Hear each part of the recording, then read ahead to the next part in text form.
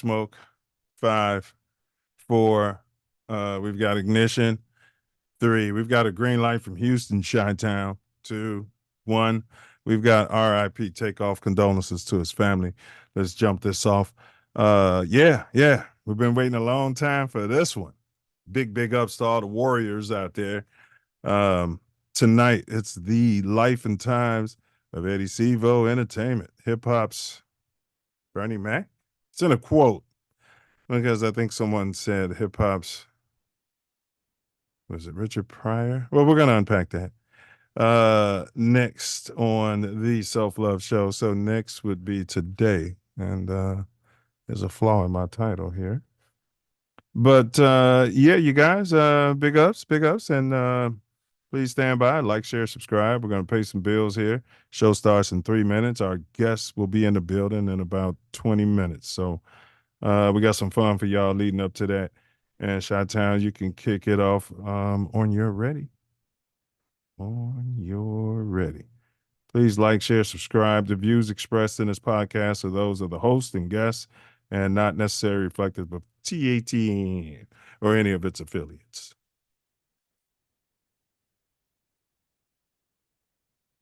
We are, as they say, tangled in our anchor chain. Our financial systems are decades old. According to some estimates, we cannot track $2.3 trillion in transactions. According to some estimates, we cannot track $2.3 trillion in transactions. According to some estimates, we cannot track $2.3 trillion in transactions. You kidding me?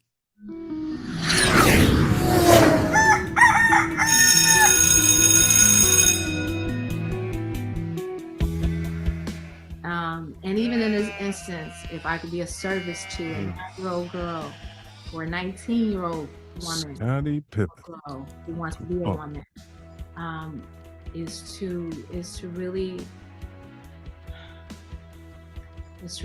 remember that self-love is the best way that you can receive love from anybody else, because it's coming from you. A lot of times we forget that. We look externally for this love. We look externally for this feeling of validation and adoration and approval, and it has to come from within.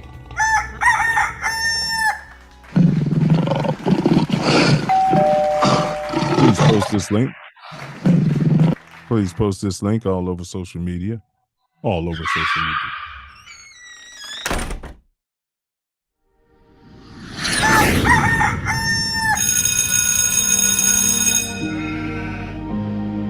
Hey, Karen, where are the MILF and cookies? Bring me that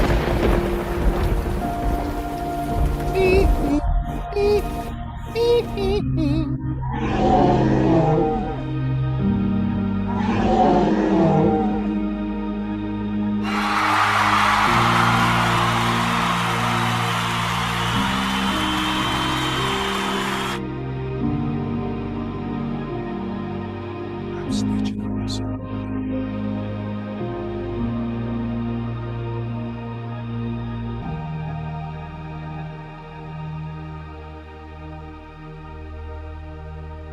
Yes, sir. Let's do it. You can kill it. Appreciate y'all. All right, y'all. We got theme music, please. Karen, let's kick off this hip hop.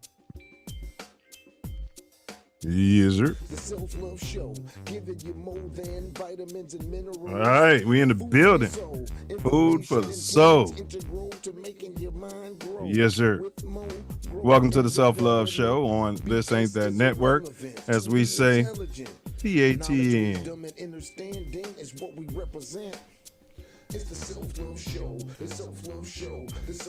This is a safe space where we explore captivating topics to expand our community's minds and ignite our curiosities out there. Thank you, Karen. This is the co-host 9 Millie. All praise due to the ancestors, the Most High, and my beloved late Mama Sky. Tonight, we're going to delve into the fascinating life and times of Eddie Cee-VO. a multifaceted entertainment figure, deeply connected to the world of hip hop. Multifaceted entertainment personality, doing some things out there on social media. Also, he's got deep roots in Chicago. His journey encompasses various roles. I don't know. He's definitely a hip hop artist and a visionary. He has contributed significantly to the growth and vibrancy of Chicago culture with some socially relevant commentary laced with thoughtful bars and relatable, hilarious puns. This discussion shall also pay homage to our legendary city of Chicago, whose impact on America remains unmentioned and unforgettable. And that's why we're here. This is the Self Love Show, and this is the revolution. The revolution will not be on YouTube. These are lessons, not lectures. We're live in living color. Today is Tuesday, June 18, 2024, at approximately 7:07 in the Chi. As always, you cats can be anywhere in this magnanimous universe, but thankfully, we all chose to be right here together. What down? Brother Wordsmith, what you manifested today, bro? As always, man, you know me, manifesting love. That's what I do. What you manifesting? Ditto, good brother. Pure, magnificent, unfettered, unfiltered. Some have said harsh. Many have said, tough, but I can assure you it's self-love just the same, good brother. No doubt, no doubt. Hey, so what's been going on in your neck of consciousness since we last canoided? Well, they turned up the temperature in this simulation, at least in this part of the world. It's woo. Ratcheted up. Yeah. And, it ratcheted up pretty fast, pretty hot. That, I ain't heard too many sirens. So hopefully that can continue. Yeah, man. Stay cool. Stay more, hydrated. And y'all check up on, the elders, man. Make sure everybody's straight out there. Facts. Do yourself a favor and help others, because you'll feel really, really good. Really, really good. No doubt. All right, so today, good brother, we've been waiting a long time for this one here. But what to expect? We always got the Self Love Show quote of the day. Then we have our more growth and development video. And then tattoo tyranny. All right. These law enforcement officers are public servants out there. We pay taxes, meaning we're paying their salaries. So there are servants. Okay. So we're gonna, run a short video and we'll decide, hey, good job out there, buddy. Or you know what I mean? Let me talk to where's the manager? I'm gonna write a letter. Lawsuit. Then of course, our dome teaser. Your mind is a terrible thing to waste. So we're gonna drop a riddle in the chat shortly and give you the whole show to figure it out, process. And then the life and times of Eddie Cee-VO Entertainment. Hip hop's Bernie Mack out there. R.I.P. Bernie Mack. Phone lines are open, y'all. You can call in, you can text, or you can drop your stuff in the chat. It's interactive. We're going to get that flowing shortly as well. We always close the show out with my personal favorite part, and that's Wordsmith's final words, and he's going to summarize everything off the rip and bless us, with a piece of prose. So big ups to him for that. Hi, fam. You got any announcements out yet? You already know. We got ancestral echoes. And if you're on my social media, check it out, because we got some deals going. We wheeling and dealing.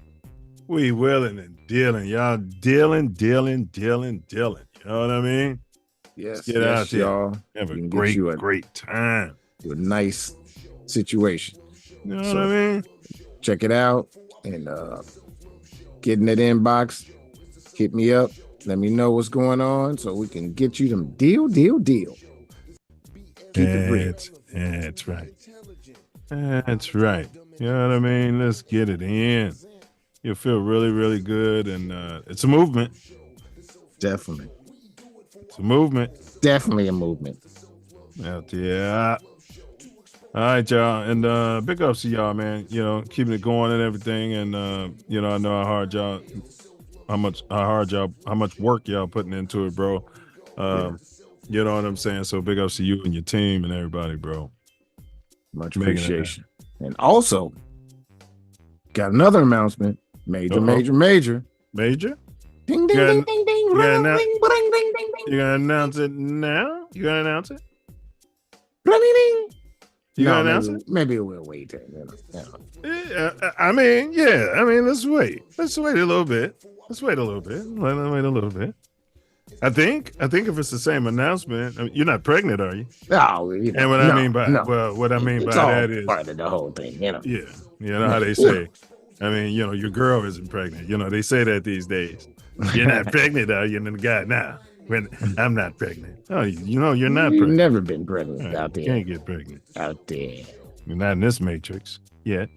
yet, because they are working on that out there. These sons of devils. Man, guys are gonna be getting pregnant just to get the money for the what they call it, time off and the maternity leave, and then they're gonna abort. There's gonna be some guys doing that because I mean that's what I'm saying. I think the creator knows where to stick the babies. Can you at least agree with that? Well, I mean, yeah, I mean, I mean, in it's been- every it's- animal. it's worked Yeah. all the way thus far up to this point. You know, Yeah. Now there are male animals who sit on the eggs, etc., Yeah. etc. Yeah, Yeah. they are. You know what I mean? And take care of the young. Yeah. There are some. Yes. Yeah.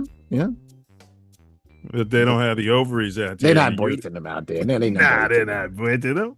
No, they're not breathing them out there. There's no birth from a man out there. I don't think they want to. You know what I mean? Like I said, it'd have to be some financial advantage. Yeah. You know what I mean? No diddy. They'd have to be giving you a check or something. You know what I mean? You go out there like PPP money. And big ups to everybody who went to jail for PPP cash. Nah, I'm not giving them any ups. Yeah, well, you know. It was a setup, and you Yeah, it was a setup. They walked were right into the singled web. out. Yeah, we talked about it on this show. Oh yeah. Had they been watching the show, we were telling them it's all a setup. Mhm. We told them the government don't give out free money to black people, not unless it's I mean, you know what I'm saying? Unless we're in the Ukraine or Israel. No, they don't. Even then, because we're not there. So plenty of money to them out there. You know, plenty. Hey, you guys, please interact in the chat. We love it. All right. It helps the show move forward, and it also helps the algorithm out there. One day, your children will start school. Your children or grandchildren, yours, will start school because I don't have any kids. They would start school. I pledge allegiance to the algorithm of the new world order. You know what I mean? No. That's what they're gonna say. No, I pledge no. and they're gonna wear little flags on their head for the algorithm. No. I pledge allegiance. School's like Drop Dead Gorgeous Ray. No, I used to feel so very. I used to feel so. Ray patriotic. probably do that. Oh out there. yeah, my nipples but- used to get hard when we had to stand up and do that, boy. You know what I mean? I'm progeny's not going to be doing that. I held the flag. I was part of the what do you call that? Color guard. I always thought that was racist. You know what I mean? The color guards, and they had all the coloreds doing it. At Ray, it felt racist. It felt dirty. I'm just gonna leave it at that. Well, you know, I can't deny it out there. Yeah. Yeah. Those so-called drop gorges. Drop I dead can't even say so-called. There's no drop gorge. Yeah, nah, I'll just leave that alone. And enough of my nonsense. All right. We got a guest tonight. So let me stop getting off script here and let this guy handle his business. But please, y'all, interact, please. Yes, yes, y'all. It don't stop. Self Love Show rocks on. Today we're unpacking the life and times of my good friend, my brother from another mother, Eddie Cee-VO Entertainment. Yeah, that's right. Man, it's going to be a great conversation here. And man, I'm going to even learn something that I didn't know. I'm certain of it, as I do at every Self Love Show. And I feel like the Robin Harris of hip hop feels a little more appropriate here. See? You see that? That sounds great. As always, we have a great video, the Silverback More Growth and Development platform, which we're building the Self Love Nation off of. But before that, we have the Self Love Show quote of the day. And here I am unprepared. Hey, you guys like, share, subscribe. Y'all can post this on Twitter, I think. I don't know how it works. Instagram. You can put it up on what is it? Twitter, X, all types of stuff. All of them. You can put it up everywhere you want to put it up. Marco Polo. You can stand on 79th in the Narragansett with a flag. Yep. Okay. Oh man, I just had it and I made it bigger and it disappeared. Sometimes when you lose, you win. Failure is just life's way of preparing you for success. Once again, sometimes when you lose, you win. Failure is just life's way of preparing you for success. Bernie Mac. Man, bro, rip, my bad. Rest in peace. I've been saying it all week, and then all of a sudden the algorithm sent me that because Ace had said his son took the L. It wasn't his fault, unearned runs. And I'm like, the L is for lessons. You know, it's for life. Do you know what I mean? The only time it means loss is when you don't learn. Period. Facts. Period. Man, look at the algorithm, the sweet, sweet algorithm. Silverback More Growth and Development platform. Number one, repair our nation via reparations. We demand our silver back. Number two, to connect our breadwinners with our activists. And three, show an accurate depiction of African American Chi-Town. 4, to shine a light on positive influence.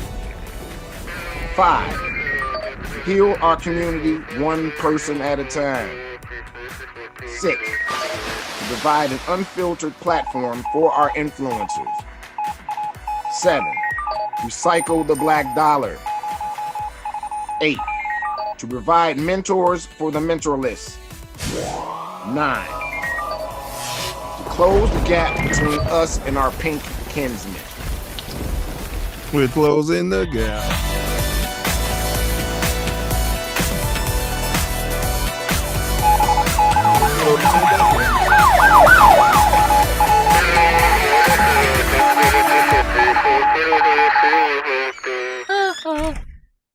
Some new information shedding light on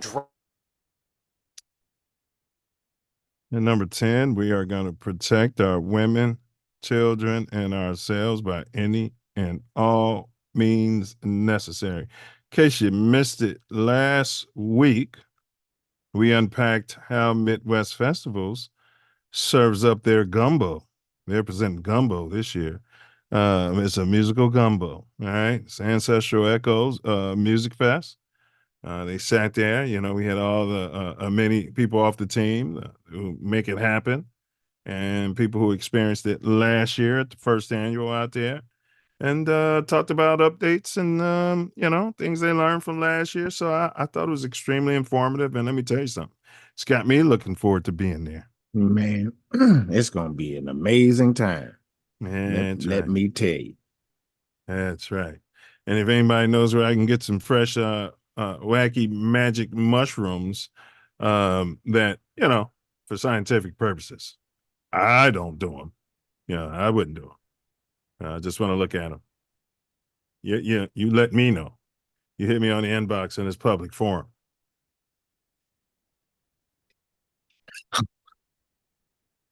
think he agrees with some of it, but not all of it. All right, y'all. Like, share, subscribe, please. We are sponsored by Midwest Festivals. That's a fact.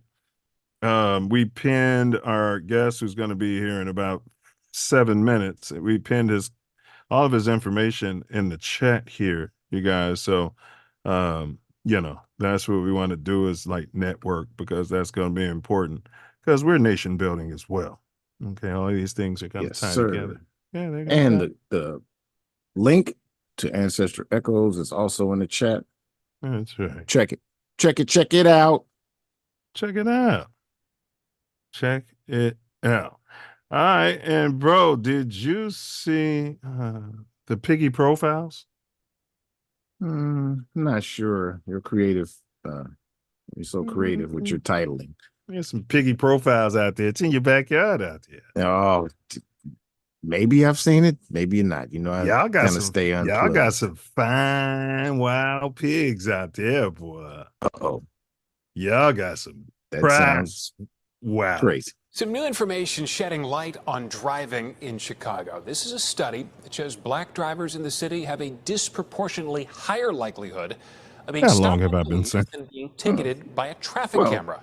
Really? Doesn't take a genius Albert Einstein to figure that Is out. there a racial Yeah, bias you to just got traffic your stops in license. Chicago? We were looking at the question of racial disparity in police stops in Chicago. A new study from Australia looked at the question a different way. Australians comparing looked at police itself. stops to tickets Right. issued by automated traffic cameras. What the University of Sydney found was that on a street with 50% black drivers, Yeah, the probability of those drivers being stopped was 70%. like While the that. probability of a speed camera ticket being You issued already to a know. black driver was only 54%. David Levinson is the author of the study. In contrast, on a street with 50% white drivers, the probability of a white driver being stopped was under 20%, while the probability of a speed camera ticket being issued to a white driver was just under 50%. It confirms the experiences that people are having in those neighborhoods, and it confirms the data that Illinois has collected for the last 20 years, and which has revealed, these kinds of problems in terms of So you can only imagine how traffic bad it was enforcement 40 in the years ago. city of Chicago. 30 Yeah, ACLU you of know. Illinois has repeatedly filed suit over CBD traffic stop policies.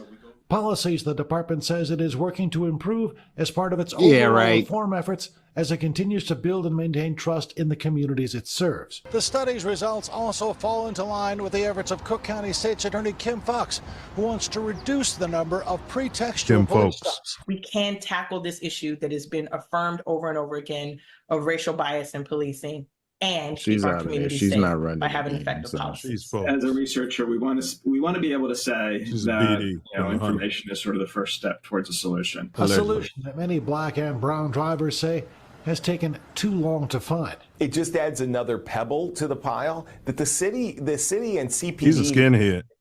On Michigan Avenue, You Charlie can't trust Horton, ACLU. If you NBC5. trust ACLU self, you might as well be watching MS. We'll turn now to my I-Team 8 goodness. and court documents showing people involved. All right, so go ahead. Altered the way the Computer's acting up. Oh, all right. So you saw the nonsense. The one thing I have to say about Mr. Levinson, how does he? This is big. It's important to me. Don't get me wrong, because this has affected me personally. All right. So I'm not making light of it, which is one of the reasons why I wear this, because I can drive around and the cops look at me, they smile, they give me a thumbs up, I give them you can do whatever you want. Turn the lights on. Oh, you can do whatever you want. You got this on. You know what I mean? Look at that guy. He probably votes for Trump, sitting there pissing. It allows you some sort of white privilege while you're walking around America. The point I'm making is this. It's a social experiment, but you guys don't deserve this information. Some of you do. Some of you won't process it the way you should. The point I'm making is this. That guy is talking about this, which just means a lot to me. But how can he talk about that when there's bombing going on? Those poor kids, those poor kids in Palestine are being bombed. I mean, I think as a world, once we get the Borg and we get the AI and the one big supercomputer, we'll be able to solve the most important thing. You know what I mean? The AI log up the AI. If it's not controlled by the Baphomet, it'll log up what's the most pressing issue to be solved. You know what I mean? It might be first, let's stop killing kids. Boom. You know what I mean? All right, let's eradicate the Vatican. Yeah. And then we do whatever the algorithm says. I'm telling you, Self, you think it's crazy? People pledge allegiance to a flag, they'll pledge allegiance to the algorithm. And no, that's not happening in our okay simulation. I've decided, I've made a right. top of the line decision that before it gets that far, we're going to shut it down. All right. Piggy profiles. It's not going there. And you like Eddie, that? Oh, yeah. Dude, no, I don't. That's fucking tyranny. Ugh. So that affects us in a lot of ways, y'all. We got to go to court. We got to miss work. It's nonsense. They get to search your car, and then they get to say they smell marijuana. Then they get to ask you if you got a gun, and then they get to ask you if you got a FOIA car, and then they get to ask you all types of nonsensical questions. Yeah, but you don't have to answer any of them. You don't answer questions. You don't have to answer any of them. If you happen to get pistol whipped by one of Chicago's finest, you know what I mean? That's a whole nother story. You might want to answer then under duress. Yeah, I got some fine pigs. Because you get a lot more money in the lawsuit. Yeah, I guess so. All right. You were about to say something? Yeah, Eddie Cee-VO, stay in the cream room. We're going to have you up here in 3 minutes, bro. 3 minutes. All right, y'all. We're about to get this brother in the building. Let's go to Pink Rage, though, Self. Pink Rage. And big ups for production. Pink Rage. I had to show this. We'll turn now to I-Team 8 and court documents showing people involved in a fatal road rage shooting on I-65 altered the way the SUV looked after that shooting. Both suspects were in court today for the first time. I-Team 8's Cody Fisher breaks down the new details in that case. Court documents show that there was 2 other passengers in the car with Andre Brisky and Shauna Rowland. He looks like some sort of Chalktown. Both passengers say that Rowland told Brisky to speed up and catch the other car before Brisky opened fire. A day after the road rage shooting that killed 35-year-old Ryan Hawkins, the 2 other passengers who were in the car with Brisky and Rowland spilled the beans to police about what happened. Brisky's sister was one of the passengers. She told police the road rage incident started when the car being driven by Hawkins followed Brisky too close. When Hawkins passed them, she says he was making hand gestures at Brisky. Hawkins' family told I-Team 8 he was deaf. According to passengers in the car, Hawkins sped off ahead of them. That's when Rowland told Brisky to speed up. The other 2 passengers told him not to, but he did not listen. At one point, Brisky asked the front seat passenger for the gun. That passenger told police he was scared and didn't know what to do, so he handed Brisky the gun. Moments later, Brisky opened fire. Hawkins' car went off the road into a pond. They exited the highway and Brisky got out of the car. Rowland took over the wheel and drove the other 3 back home. At the house, police believe Rowland altered the look of the SUV by taking stickers off the back windows. She's also accused of hiding the gun in the attic above the garage. Rowland is charged with assisting a criminal who committed murder and obstruction of justice. She posted a $2,000 cash bond and is out of jail. Brisky is charged with murder. When police arrested him, he said during an interview, "I don't give a bleep about that attorney. I'll tell you right here, I did it. I didn't mean to. I was afraid that we were going to crash and die." When told his version of events did not line up with eyewitness accounts from people in the car, and asked about text messages between himself and Rowland talking about changing the look of the SUV, Brisky told police he wanted a lawyer. Brisky is no stranger to law enforcement. He has 2 prior misdemeanor battery convictions and a felony conviction for leading police on a high-speed chase. Reporting, Cody Fisher, I-Team 8, Wish TV, wishtv.com, and follow us on Facebook for updates. Now, I would have charged 3 or 4. 3 of the 4 I would have charged. And all 3 of them would be in jail without bail. 4 of them might have been charged, but would have had bail. Yeah, everybody in the car would have been charged. Period. But the one who said, yeah, I passed him the gun, but I was afraid. So you're going to give a crazy person who you're afraid of the gun? I mean, the math ain't mathing. No, I mean, it could be. I would just say, you know, just looking from the other side, if you are afraid of this person, you didn't give them the gun at some point, that would be out of the car, and you know, unless you were going to shoot this person, Yeah, I see your point. there could be some serious Yeah. intimidation. I could see that. Math ain't mathing. Yeah, no, math ain't mathing on them not being charged. That's where the math ain't math. But I'll tell you what though, They're not showing who those other people was. They only showed these two people, right? They didn't show. They said it was two other people that was in the back. Yeah, I bet you they are pink. Oh yeah. Yeah, and he's the only one that, you know, is any type of melanation. I wouldn't say he's Choctaw, but he might be. It's possible. $5. Somebody is telling these generations behind us to just tailgate people, even when they could clearly have the ability to go around. Man, that should be killing me, bro. I got the blinkers on and everything. They behind you blowing the horn. I'd be like, man, if you don't get your retarded ass, if you don't, you know what I mean? I'd be like, stupid. That's why you can't get around, stupid, because you was riding on my bumper, stupid. Man, I get out their way. And I'm like, it'd be a whole lane clear, and they could just go around, whatever they need to do. And I'd be in the middle lane, and they do this nonsense. Yeah. I mean, like, okay, and I just get out their way, because, you know, these people are, you know, they'll kill you for stupidness. They won't kill me. I'm just saying in general. Yeah. Not you as in you, but yeah. Well, they say that you gotta. I don't know. I don't claim that. Yeah. They do it to other people. Yeah. I just get out the way because. Yeah, I mean, I don't want the frustration. Yeah, I mean, if you can, you get out of the way, but all the time you can't. They're just riding you. You know what I mean? It's their fault. I'm stopping, and they're on my bumper. I can't get out of the way. They could have gotten around if they weren't 2 feet fucking behind me. It's nothing I can do at that point. I'm not going to drive off if I'm waiting to pick up my grandmother or some shit from this place because this jackass is behind me blowing horn. I'm not. You know what I mean? No.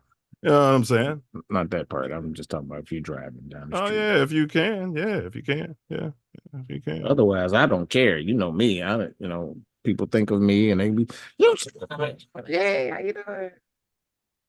Fuck you, buddy. Fuck you, buddy. Hey, some of the women are really aggressive. Oh, they are worse. Period. There was a reason why those racist bastards in the 50s weren't allowing them to get driver's license. Well, we can't talk about that. Let's go ahead. Let's get our dome teaser there because we'll get hashtag me too. Let's get our dome teaser out there so we can get this brother in here. All right, here we go, Self. How do 8 8s add up to a stack? Dropping it right in here. Let's see if they'll let me do this. Start a Q&A. Say something.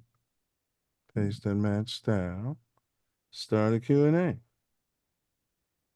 All right. Did that go in there? Does everybody see? Did anything happen? Fancy. We're getting fancy, aren't we? I got something blocking. No, I didn't.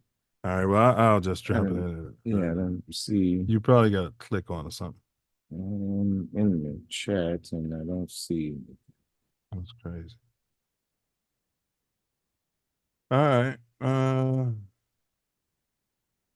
don't want to pin it. In Q&A. All right. I don't know. I started a Q&A now. Okay. Go to channel. Oh, it probably went to the channel. Yeah.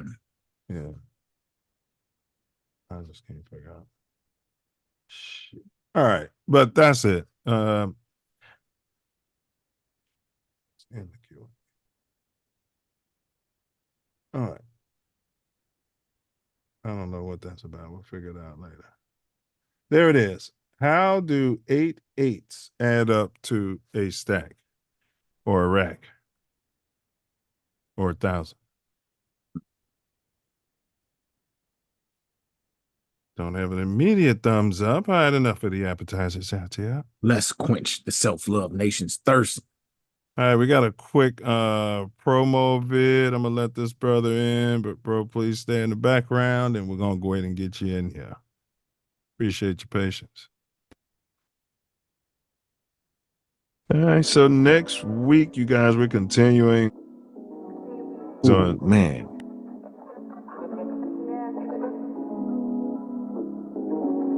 I mean, check on that because, you know, we are releasing that song. I'm going to see if we can get Tracy.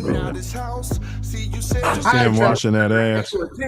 I'm dropping the summer anthem for the working man. It's called... Yeah, I'm going to let you know. There's a photo release. Talk about that ass. If not, it's at the very end. Yeah, if we can't get him, yeah.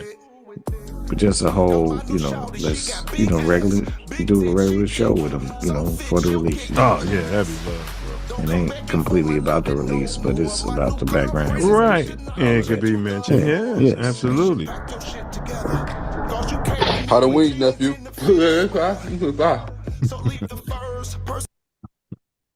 Yeah, I told ChatGPT to make me a picture for the song Wash Your Ass. And they got a picture of somebody washing a donkey.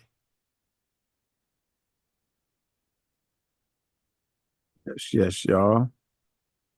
Mic check. Can you hear me? Yep, I hear you fine. You know, the video was playing in the background, so I may not have heard what you were saying to me. Handle your business, bro. Eddie, let's go. Right, well, shoot him. Welcome, welcome, welcome. Let's see. We asked to start video. I, you know, did several times. All right, y'all. Well, we wait. Karen, give Eddie a no, don't call the police on Eddie, Karen. What's wrong with you? All right. Man, we almost had our intern call the police on you, bro. We got a Karen earning credits. Good evening, gentlemen. Good evening. What's going on, brother? Welcome, man, welcome. Just living the life, baby, living the life. Thank you guys for having me on. I was wondering when my turn was coming. You know? But yeah. It's a long time. Question, how long you guys been up and running? Man, about 4 years. It's since George Floyd, man. Baby. Yeah, since George Floyd, bro. Yes. Yep. Here's the thing. Took y'all 4 years to call me, bro. No. We told you was coming on a long time ago. How you guys doing, man? Love to be here, bro. Love to be here. Yeah, man. Yep. We reached out to you in the past, bro. And you know, I guess the timing just wasn't right. It was a while back. You know how life is. Absolutely, definitely. Yeah. We happy to have you here, man. It's a pleasure. So y'all, today we got the life and times of this brother that's sitting right here. What's happening in the world? I just want to kind of let y'all know why we do this. We just mentioned George Floyd. So Brother Wordsmith and I, we kind of like came to a determination that there's not a lot of platforms, or any at the time, where you just had a safe space for African Americans to just talk our excrement without fighting one another, without really being a debate format. And then the long of it is, you know, you look at it 100 years from now, like, how would you like to be able to look at a video where your great-great-grandfather was talking? Do you know what I mean? So this is the ability.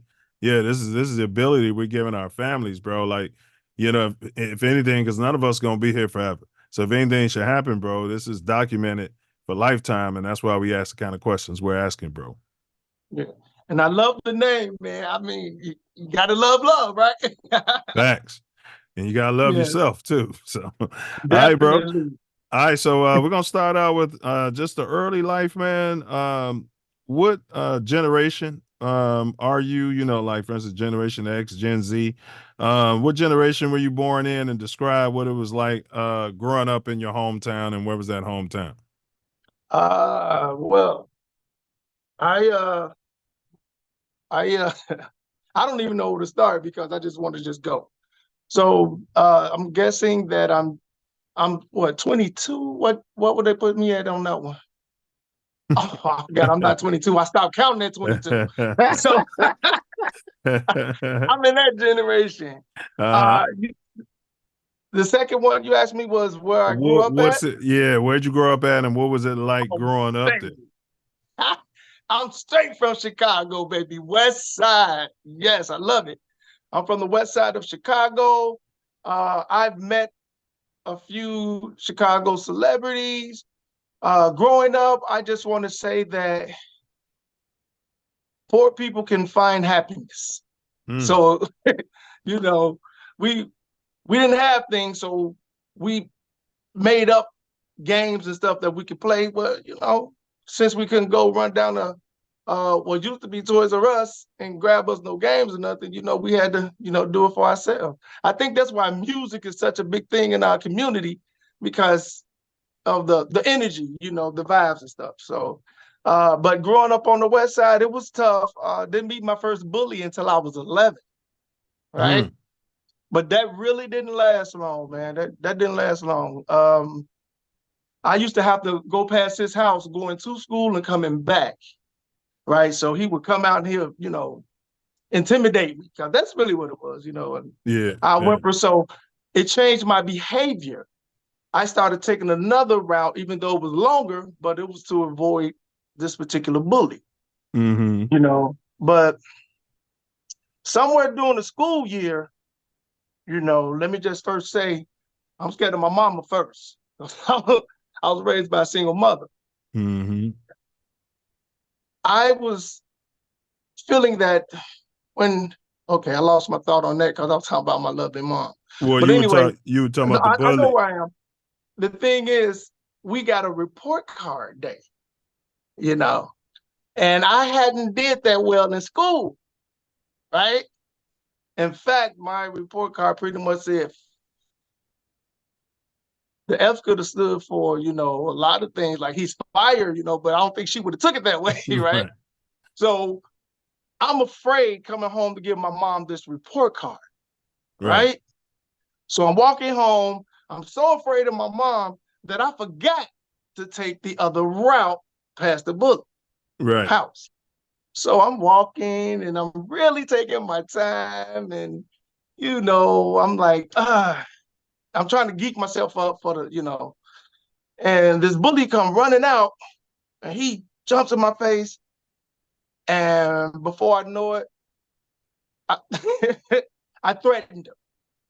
But it was the type of threat that when he heard my voice, the way it sounded, he decided he'd rather be my friend than be my bully. So I told him, you know, boy, look, I'll put hands on you, boy, you know. Anyway, that's nothing to brag about. The bully ended up being an associate, you know. I went home and I made my situation worse because I tried to forge my mom's name on the report card. It was that bad, right? Yeah. But she had a very pretty handwriting, you know. So when I took the report card back to school, they knew that it wasn't her handwriting because of all the erase marks and the corrections and the erase marks and the corrections. So yeah, all I did was just put that little disciplinary action off for a little while. Well, what you talked about is like a form of therapy, man. I used to use if I was a little upset, that'd be the time. Let me go find my op. You know what I mean? Because I got a little extra frequent. I'm on that frequency today, and let me go find them. And it was something I thought about, bro. Like, you know, even in life, you know, you can go around the problem. You can go through it, you can go over it, you can go under it, you know, and you learn like, hey, sometimes going around it, you're going the long way. Now you're taking your time thinking about something else, and you know, you put the fear of God in that, man. Yeah. So out west, when you was growing up, any interaction with non-copper colored folks? Yeah, actually, we moved around a lot, but toward the my teenage years, we kind of got structured. So we pretty much stayed a little bit more west. So I was close to the Austin area. Okay. Off Laramie. Yeah. No, that was past Austin. Okay. Yeah. And my bank was right across there, and the looks I would get, like, I don't know, man. It's just, yeah, it's that. Something that you want to explain, but you can't explain because you feel that certain people wouldn't get it. So I mean, that's fair. That's fair. We just telling our stories so that later on in the history, people can know how it really was, man. Because I'll look back at some stuff. I'll hear a black man talking from post-slavery, and I'll be like, man, damn, it sounds like he talking about today. And then I'll hear another one talking in the 50s. I'll be like, damn, it sounds like he talking about today. I'll hear Malcolm X talking about the police. I'll be like, damn, it sounds like he talking about today. So at Richard some Pryor point, did a joke. Richard Pryor did a joke about the police breaking an N-word. He's like, I broke an N-word, Yeah. And I'm like, wow, they was doing that then too. Yeah, exactly. All right. So, bro, can you provide the nation with any colloquialisms, meaning, any sayings or proverbs, anything that you might have heard when you was a shorty from people on the block or any elders, anything like that, bro? I heard plenty, but the only one that I'm going to use is it's okay to follow your dream, but your dream will never come to fruition if you don't wake up and do something about it. One more time, bro. Deep. It's okay to follow your dream, but your dream will never come to fruition if you don't wake up and do something about it. Did y'all hear that? That's y'all ancestors speaking to y'all from beyond. I'm speaking to the generations Talk to him, later. baby. Talk to him. Hey, brother Wordsmith got a question for you, bro. And we keep it moving. But maybe he doesn't. Looks like. Let's see here. Hey, brother. Wordsmith. Yes, sir. Great seeing you, man. Always a pleasure. We were just together for a photo shoot. Correct. Great photo shoot. Chemistry was perfect. Just to tell you, the photographer told me that it was great working with us. Because we understand the lingo, we did exactly what he asked us to do, and bam, there we go. So we're gonna use him for the next one too.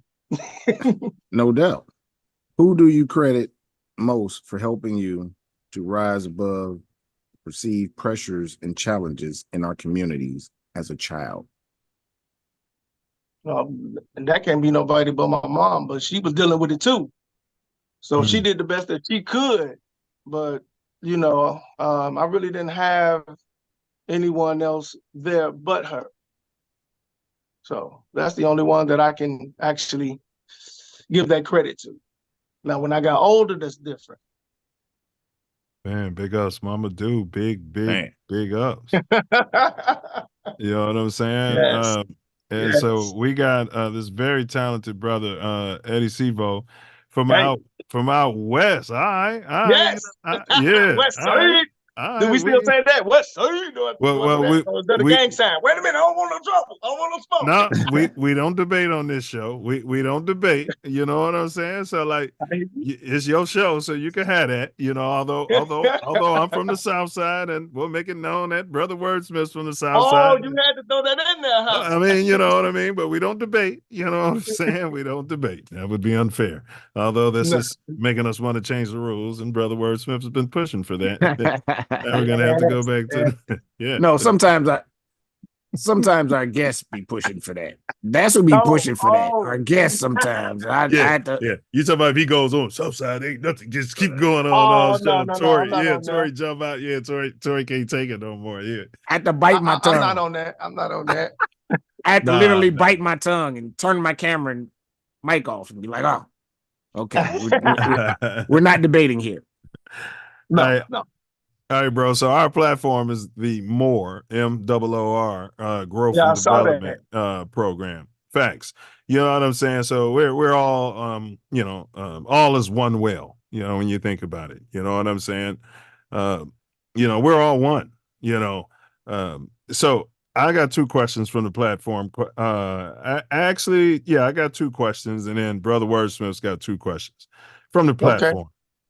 So if you had to choose between education, and when I say education, I mean, you got to go to school, you got to get your education. That's what I'm talking about, right? What we hear coming up.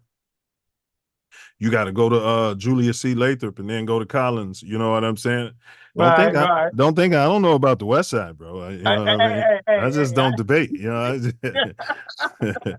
love the West Side, bro. I absolutely love the West Side. All right, so what I'm saying is, so if you had to choose between education, spirituality, financial literacy, meaning somebody showing young ones, man, take that money, get a mutual fund or whatever, or invest in your people.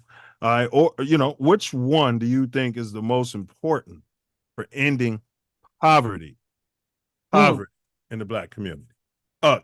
Copper community. Sorry, we're canon. Okay, here's my thing, bro.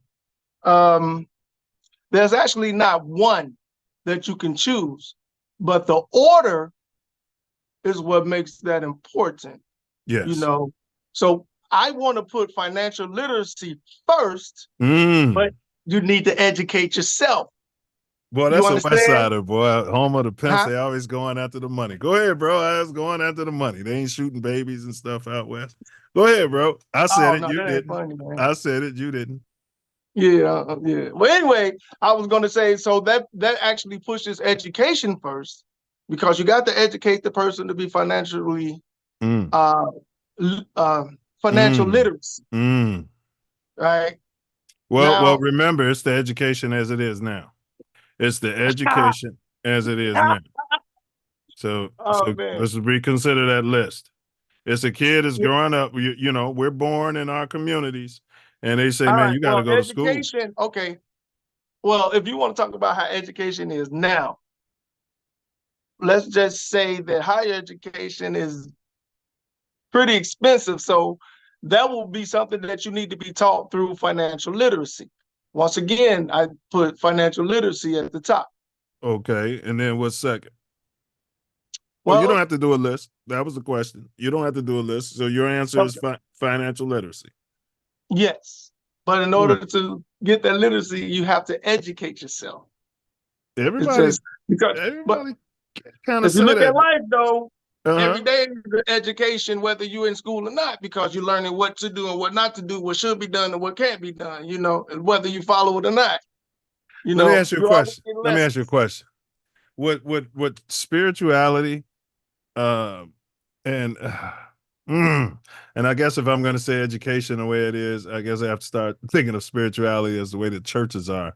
But when you know what I mean, I gotta do some thought on this question, bro. Because spirituality seems to me like, if I can't get there, how likely am I to pay attention to anything else anyone's trying to talk to me about?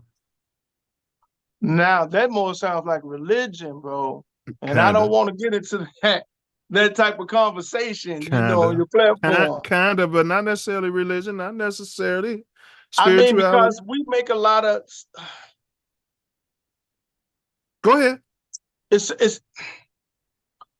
such a powerful thing that it does everything, but it can make people do things. It can make people change their diet. It can make people do certain things. Religion can make people do things, except it can't eradicate racism. And I don't understand that part. Wow. You know what I mean? You done made me dress a certain way. Not that I have a problem with that, because I see how that works, because that sun was scorching yesterday and today. But it can do, it has all this power over people, but it can't change that one thing. But the question It's spirituality. It's not religion. Right, but it sounded like it was the way he said certain things. I just kept thinking religion. Now, spirituality, that's a totally different thing. Eddie, hold it. You says, all right, you're right. Because when even churches are segregated, even in so-called liberal most segregated cities, day of the year. So even in so-called liberal cities, right? Like even in LA where people say melting pot and everybody do business together. When you go to the church, you got the ones with the funny hats going here, you got them going there, and it's a good point, bro. That's a good point, bro. You know what I mean? Like but like even if I go to a mega church, it's gonna be a majority of one type of people and then a small percentage of us there. Okay. Well, people do their history, they will understand the origin of religion and where it comes from. But because of that R word, they Which R word? The racism or the religion? Yeah, that both of them. The double R. That's probably what Rolls Royce stands for. The racism and religion. Right. Yeah, we need to make a T-shirt. But it's really just digging deep. We have the internet now. You have access to certain documents now. Books now. It's all about educating oneself, but that has nothing to do with financial literacy. That has something to do with getting your mind right. Well, so go ahead. No, this is powerful stuff, and don't worry about the platform, bro. Say what you got to say, but just what you feel comfortable saying. That's because we go there. Like, but now let me ask you this, bro. You brought up the R word. I brought up the first R word. How can America finally push past racism, where a copper man can wear this, and then people won't literally have a thought in their mind, man, he must be a veteran, or his dad died in the war, right. or that's the first brother I seen wearing that ain't homeless. Like, you know what I'm saying? Like, do you know what I'm saying? Like, so I know exactly what you're saying, bro. How can America, which is an assumption, how can America finally push past racism? That's a loaded question. America ready to do that? See, what you need to understand about the R word that you just used now is if people didn't practice that and gave everything, a level playing field, there's a really good chance that they'll actually lose. So why do that when I can hold on to this systemic global power structure that I have and stay where I'm at? So if they actually gave it up. Let's pin it right there. Okay. That's okay. All right. So I look at it like I understand what you're saying 100%, which means there has to be something else there. Has to be something else there that is maybe not in us. When people say, well, black people can be racist too, maybe there's something else that's there because, all right, if we can be prejudiced. We can't be racist because racism is a power dynamic that we do not have access to. I agree. So 100%. 100%. But okay, so you said that man, I think I lost it. What did he just say? Oh, I gotta go back in here. We were talking about racism. He said, why would they give up the power dynamic? Yes. Why would they give up the power they would dynamic? Lose. Because they would probably lose. Okay. So here's I'm gonna try to answer that question. It's like, and I don't mean this when I say a father. This is my interview, bro, not your interview. No. I'm saying from the point of control. I'm saying from the point of control. Yes. Just to answer that question would be because it's like a parent, a father gives up control. If you're running a business and you want to build an empire and you want things to get bigger and bigger and bigger and stronger, You should be training your children and the little ones, and you should be bringing them up to do you know what I'm saying? And to answer your question, I love why? the analogy. Because it's even more money. I'm in control because it's even more money. That's how I would answer the why. That's kind of how racism is. They don't see us as people, so they can't and see that's us why I as, was saying it must be something else. right. I mean, because they see themselves as that. That's how they keep the power dynamic going. They bring up their children, their people. They don't see us as the same or equal. Is why they won't. Yeah. It's kind of like cognitive dissonance, you know. Period.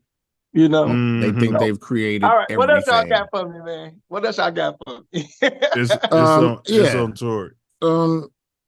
In light of all of that, I want you to speak on reparations. Reparations. Wow. I can just give examples of people that have gotten reparations. And again, it goes back to my answer. If they did level the playing field, there's a strong chance that they can actually, lose. Or, 100% chance, but we'll move on from there. But as far as, reparations, they're fighting against it so hard that it almost tell you that that's what they need to do to fix the harm and the wrong. I mean, come on, a lot of us, we've been passed down trauma, from generation to generation. We have certain behaviors. I mean, we're still telling our kids how to drive or how to speak with the police, So all of this is being, passed down to us. Reparations will be great because we can, go get some therapy, get some help, I'm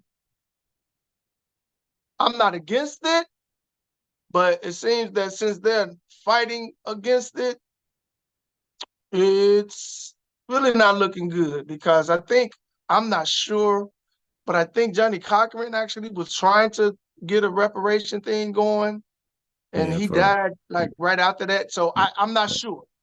I can't factually say that. They gave him the quick cancer. And it's almost like you have to prove their intent. That's the trick. You have to prove their intent to commit racism. I hear you.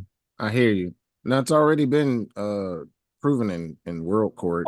Okay, good. I'm glad to hear that. And said that we are owed reparations. That's definitely true. Yeah, I mean, so it's not that hard to prove in court. You can still see all the results of it. That's what I'm saying. We still have the traumas, behaviors that, we still have those. Stop debating. Next question, please. All right, sounds good. No, I was talking to me. Yeah, I was talking to Tori. We don't debate here. All right, what you got for me, my brother? It's on Tori. What can we do as copper men to protect our women and children? Shit, protect them. It's just that fucking. Sorry. You can. Sorry, my bad. You can speak your mind. It ain't no. Protect them. It's just that simple. Malcolm X told you that we have the right to defend ourselves, bro. So we protect them. We got to protect them from our own as well. I mean, all of us ain't the greatest, So we have to. That actually should just be an automatic. I mean, I shouldn't even be answering this question. We automatically should be just, looking for somebody to protect. I mean, we have to step up and do what we have to do. It's not just the external. We have to actually protect our women and children from the internal as well. So, everything starts at home. What about those of us who may not have that in us? Those of us who remain that little kid that keeps getting bullied. Those of us who may even be getting bullied by our own kids. What do we do as a copper society for that? well, I definitely wouldn't do it the way it's being done, because people getting canceled for just stuff that, man, like I started the story talking about house bullying. It made me who I am. It got me to where I'm at now. My first bully was in first grade. So oh, wow, that was early. Ain't that crazy, bro? First damn grade. Southside, man. As far as protection go, man, I just really want to say that if it was up to me, I have a whole crew of people to protect other people. We used to have pull up that. in that van and handle that love. You We know used what to I'm have saying? that. There was Rangers. Let's keep that amongst ourselves. There was Vice Lords. There was Rangers. We used to have stuff like that, didn't we? There was Panthers. I wrote a song with that in my song, bro. How the gangs used to be to protect the neighborhood. Yes. Now they on some other type of stuff. But when they first originated, hell, even the CVLs, I saw it on the documentary. They was actually come on, man, the words failed me, but they were running for office, you know. So they was actually out there doing the leg like a political party. Yeah, thank you, brother, for helping me out. I appreciate you. That's why I love you, bro. Self love. Man. Yeah, bro. So I hear you though. Yeah, we do got to protect them, man. Like, absolutely. Yes. It should be instinct, is what I'm saying. It should just be instinct. Man. You know. Yeah. Facts. All right. What else you got for me, my brother? 100%. Hey, look, we're gonna take a quick break, and then we got like 30 more minutes worth of stuff for you, bro. Then we're gonna take like a little 5-minute break so we can stretch our legs and get some water and stuff. Love it, bro. Love it. All right. All right. So I see y'all in about what, 8:12? 6, yeah, that works. 6 minutes. 6 minutes. 6 minutes, Dougie Fresh on. Fresh on. I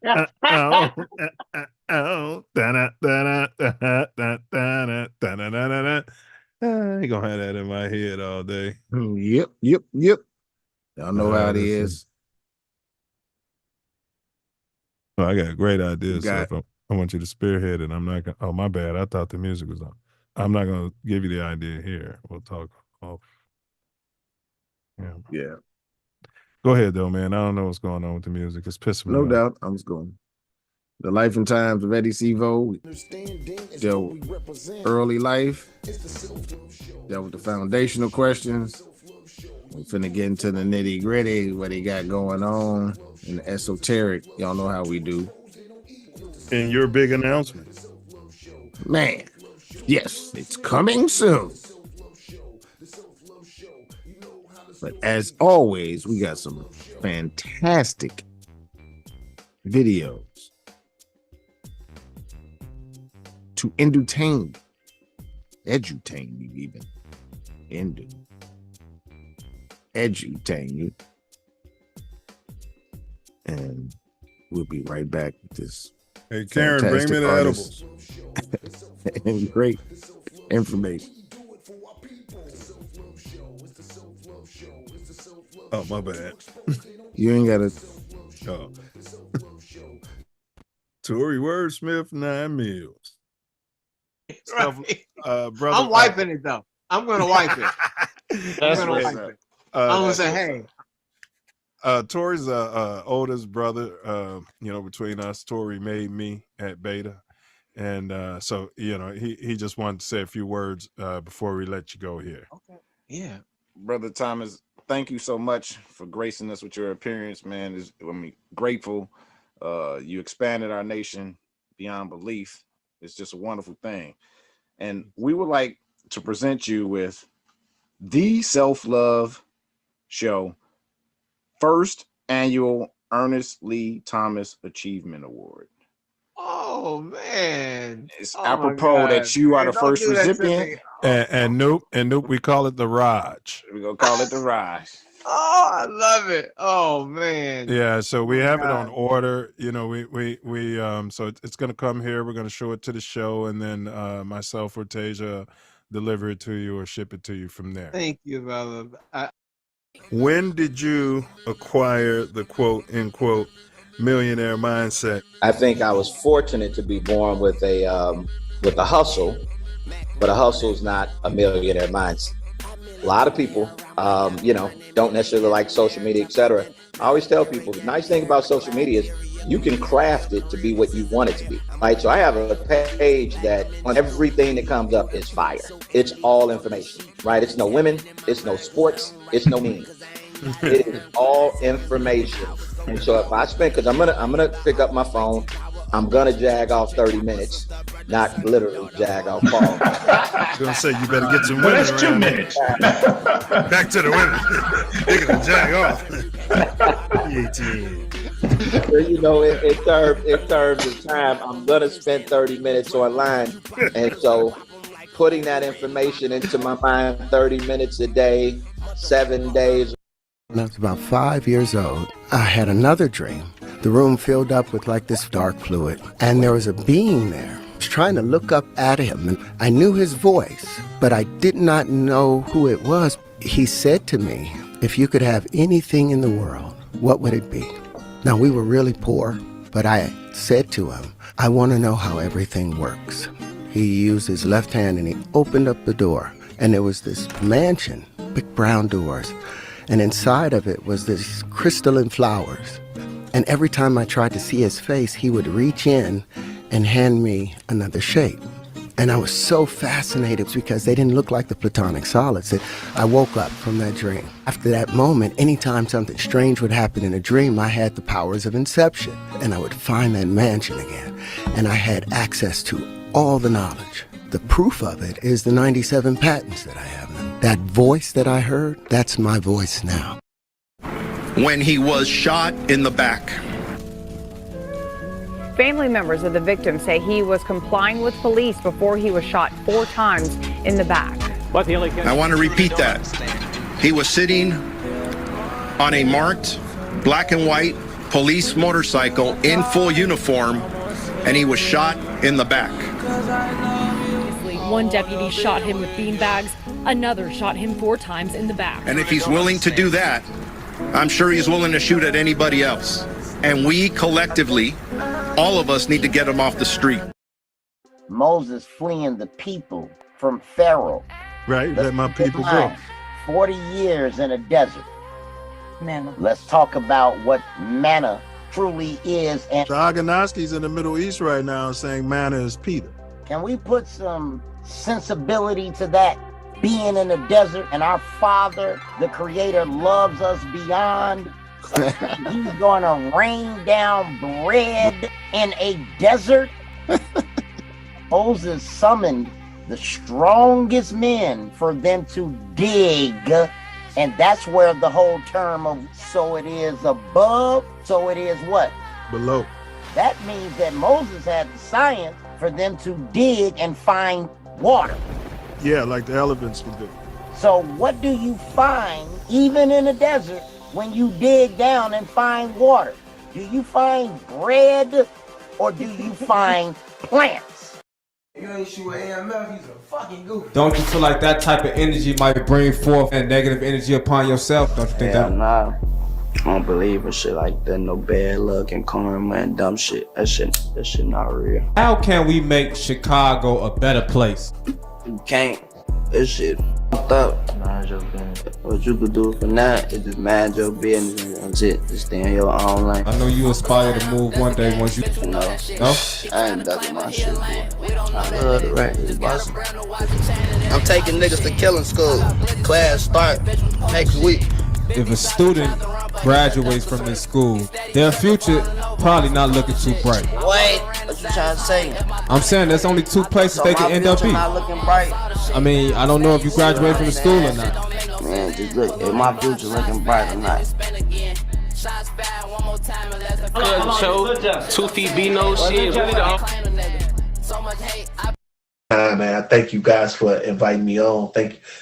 Great format, very solid. You know, it don't have that low budget movie feel. You know what I'm saying? And we get that a lot in the Black community, for real. Like people look at us to be fuck ups. They look at us to be low budget. They look at us to be ignorant, stuttering, and use a whole bunch of and all of that. But no, they got the real deal on here.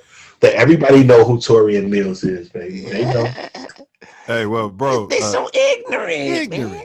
Ignorant. They're so Hey, but this platform's Your your platform. This platform's my platform. From Inglewood, California to the Chicago, South Shore. Illinois. Crazy thing about it.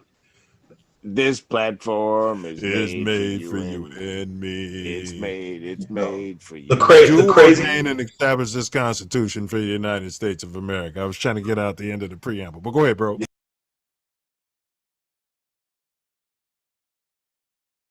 Yes, y'all. Don't stop. The Self Love Show rocks on. Knowledge, wisdom, and understanding is what we represent. It's the Self Love Show. Y'all know how it go, and we're back. Can you hear the music? Yes. We're expounding on the life and times of Eddie Cee-VO Entertainment. Like I said, my brother from another mother. Been working together for a long time. And we laugh all the time. It's a great situation. It's love, honor, respect. So we're going to get into it and get it cracking. Plug the sponsors. Midwest Festival presents Ancestral Echoes. Outstanding musical festival. It's going to be a great time. Got a lot happening. Got some deals. Hit the comments. We'll get at you. It's the Self Love Show, the Self Love Show, the Self Love Show. We do it for our people. The Self Love Show, it's the Self Love Show, it's the Self. All right. What happened? Ain't nobody saying nothing. What's going on? You just staring in the camera. What happened? I said that we about to get back at it. You just staring there. I'm sitting here looking at you staring in the camera, bro. We can't have no dead air, bro. We gotta say something, man. We gotta keep And it it wasn't no going. dead air until you turn the music off. Yeah. All right. What's going on? What's going on, happening? Eddie Cee-VO? We back in the building, man. Hey, Go I'm ahead. ready, baby. What's up? All right. What inspired you to become a so-called rap artist? I know some people get offended by that term, rapper. Okay. I can get that. You know, you'd probably be wanting to call it hip hop artist, but you could, just say artist. But what did it for me, man? In the 4th grade, right? My mom went grocery shopping. This had to be at the beginning of the year because she came home with a calendar. You know, they used to give us those calendars every year from the grocery store, right? This particular calendar just happened to be a comic book styled fun fact calendar, right? So you guys there? Yeah, we're listening. You got a close up. Okay, I'm sorry because the screen went blank. Yeah, no, you getting a close up, bro. Oh, thank you. Hey, make sure you get my good side. That's the whole thing, baby. The whole thing. All of it. But anyway, so my mom came home, with the calendar, with the grocery shopping. And of course, it caught my attention because it had cartoons. So I'm going, looking at it, and it's got like little fun facts that, So I go to my birth month, which is March. So I'm expecting the gifts. Anyway, so I go to the birth month, my birth month, March, and it poses the question, who makes more, a doctor or a rock star? So, I went on and read it, and I think I probably stopped right there because I realized that at that time, I wanted to be a rock star. So that was in the 4th grade. All right. Then all right. I had a 5th grade teacher, if you allow me, Yeah, I had go a ahead, 5th bro. grade teacher. Her name is Miss Gogans. Love that woman. She kind of looks like the Francis Cress Wells. I meant to say honorable before that, but Honorable Francis Cress Welsing, the psychologist. they have a very similar style. But anyway, she nurtured creativity. You know, that was her thing. It wasn't, you know, just you know, acting, or she did everything like arts. You know, she made me want to paint. She made me want to draw. She made me want to write. That's her contribution to my life. She encouraged me to write because I wrote a poem. She sent us home with a homework assignment, and the assignment was she just wanted us to learn how to write. But the assignment was to write about a frog. I am a frog. That's the name of it, right? So I'm sitting there in the classroom receiving this assignment, and I'm saying to myself, I already know that all my other classmates are going to say, I am a frog. I am green. I say ribby. I sit on a lily pad, right? So I'm like, I need to come up with something different. It took me a long time to realize that at that point, I was already thinking out the box. Because when I wrote the poem, you know, it was like, I am a frog. I don't remember a lot of words. That was 5th grade. But, you know, I'm a frog. I'm sitting on a lily pad. I'm watching people walk by. And that's what caught her attention. Like, what?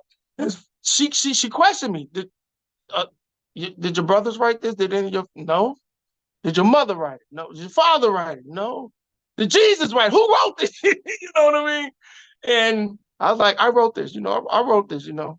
And she took me from room to other classrooms and let the teacher read it. And no teacher was like, who wrote it? He wrote this?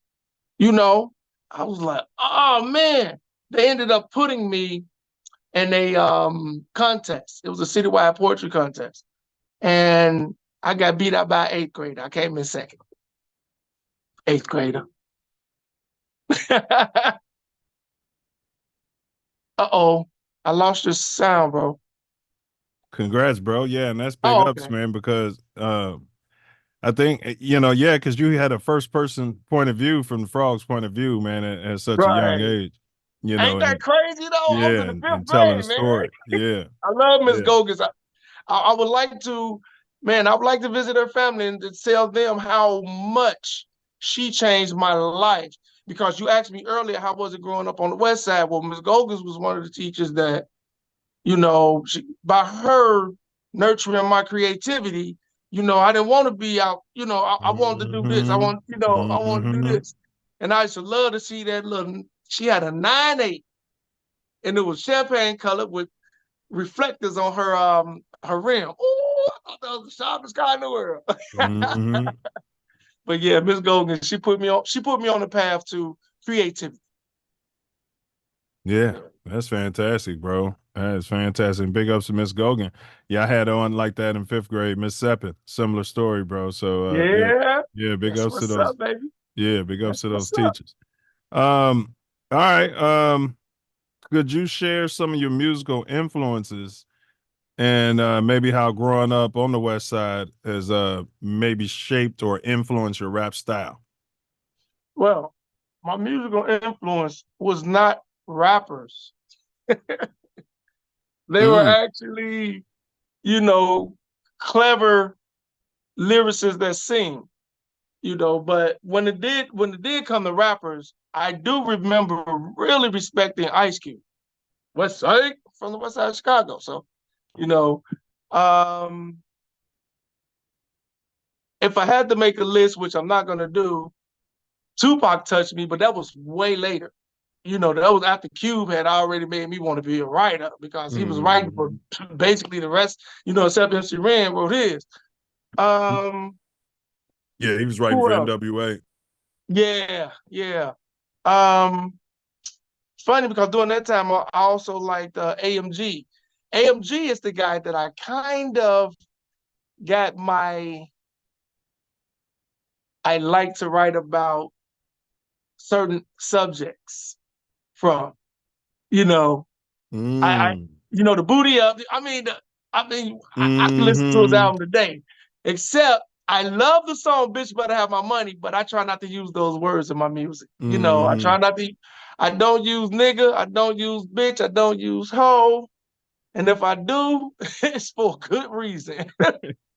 You know, but being a Chi-Town guy, I used to, I ran into Cavalier, then Tongue Twister, then Twister. I ran into him a couple times. Man, I totally admire his style, man. How he can do that. I mean, I talk fast, but that's about as fast as I can go. Man, Him rapping like that. Oh man. He's in Guinness Book, and you could slow him down and hear every word he's saying. That's what's Clearly. amazing.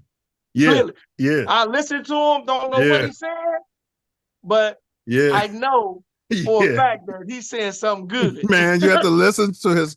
He could make one record, and in a lifetime, you could never have comprehended the whole song in a lifetime. Right.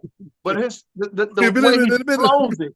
Yeah. Right. But it's the way that he flows. You don't even care about the words. You just care about he can rap it fast and the way he flowed and hit certain things. Give me 1 second. Bro, and he slowed it down, Tori. A lot. He slowed it down. I think somebody overtook him in the Guinness Book, but he was there for a long time. Yeah. And man, he slowed it down. Yeah, for commercial purposes. Yeah, be understandable. I can hear what he's saying. I used to couldn't. When he started, I was like, him and Common was boom. They were like falling down that boom, skippity boom, boom. That's what I felt like. These guys are just making sounds. Nah, not Twister. He always said words. Yeah, that's true. That's true. Everything was a word. It was not But he started in that band, right? Wasn't he part of the group, the rap trio? Twister? Yeah, wasn't Twister part of a rap? No, they was all in the same studio, so they did a lot of records together. Okay, and that was a trio amongst itself, and Twister was there. What's the name? They was all of them was there, but oh man, I can't believe I can't think of their names. That's crazy. It's a problem out there. All right, y'all. This is the life of Eddie Cee-VO Entertainment. And please like, share, subscribe. Midwest Fest in the building. If you guys want to get in touch with this brother, his info is pinned in the chat out there. Hey, fellas, I'm sorry. I apologize. My apologies. No worries, bro. It's all good. It's all good. We appreciate you and your time. So, all right. So I think you hit that pretty good. All right. What's your approach? You kind of talked about AMG to writing your lyrics. Like, do you draw inspiration from your personal experiences, or is it a more broad, encompassing theme? And then Self's got a couple questions after that. Oh, that's easy. You always going to draw from your personal experiences, even though a lot of these guys make their stuff up. Don't tell them I told you. Absolutely. Or it's other people's stories. Like, I'm glad you said that, because I kind of do that, like Tupac did that. He looked at a situation, even though he's not part of it, like Brenda's got a baby, and he can write a story or, a song about that. I also do that as well. But the best songs that people write, I'm sad to say, but it'd be those hurtful ones when they got hurt. It's like they write their heart in it, They really want to make you cry with them, Those are like the best songs. I like those songs. I hate writing them, because if I'm writing it, that means I was hurt. But I can draw from other people's experiences. I can draw from the situation as I see it, and I can draw from my own personal experiences. Yeah, that's called versatility, bro. Oh, well, thank you. I love it. Absolutely, man. Absolutely. For sure. Very versatile, because you can go many places with the music. That's for sure. Yeah. What type of preparation is required to become a successful MC? Well, MC, that's the word I was looking for. That's the word. Well, to become a successful MC, I will have to say that it's got to be the dedication. And as I said earlier, you follow your dream, but it's not until you wake up that you can actually pursue your dream. because you know what needs to be done. As far as preparing, a lot of people, some guys that I've run into, and when I say guys, I actually mean both. I don't just mean males, But some people that I run into, they usually, like to freestyle and they don't like to write their stuff down. Right? I admire people that freestyle because I'm not a good freestyler. Now, the guy, Mr. Wordsmith, incredible freestyler. I'd be like, it's 3 hours and he been freestyling. How do he keep coming up with this material? Never say the same thing over, But since I envy the freestylers, I'm more of a writer. That's my thing. I like to sit down and think about what I want to say or have to say, So I choose that route. Yeah, what else you got for me? No doubt. The life of a Chicago MC can be dangerous, demanding, requiring high levels of energy and resilience, given Chicago's rich musical history. Yes. How do you see yourself contributing to the city's legacy in hip hop? Oh man, that's easy though. That's totally easy. And big ups, city of Chicago. Big ups. I'm sorry, what?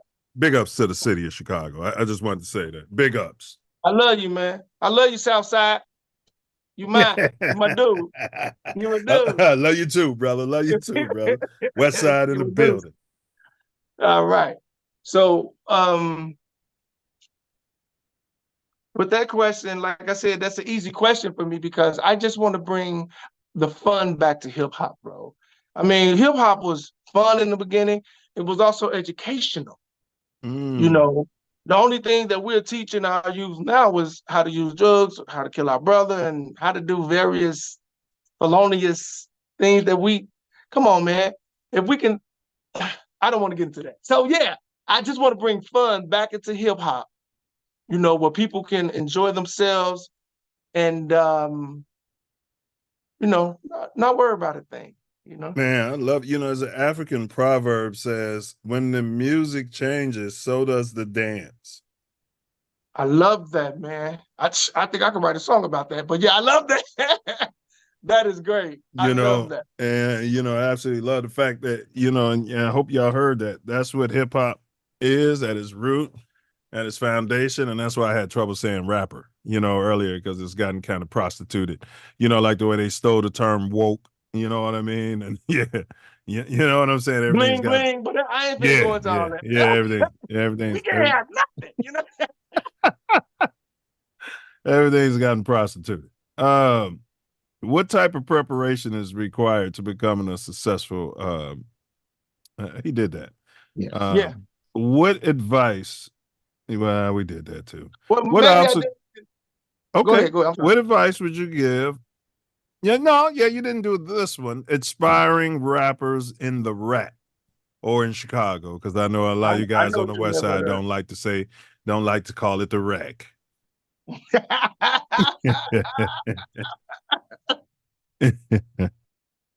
Well, I don't want to disillusion anyone, and I don't want to, discourage anyone, because this actually takes a lot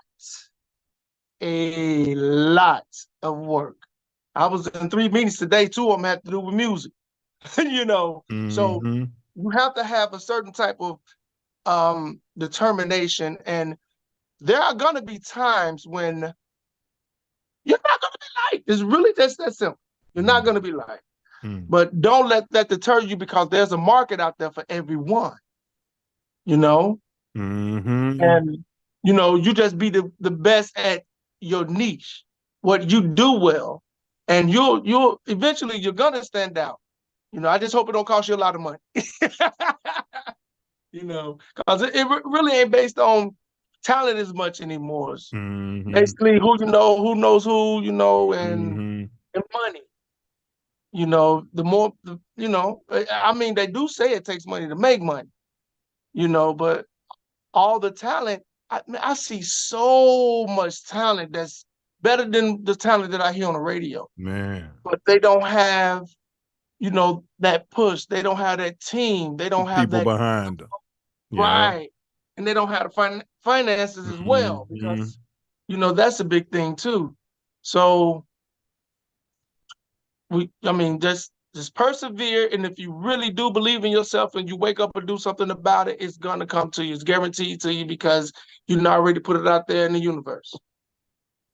So just that's the thing though, because it took me a while. Like, oh man, when is this gonna happen?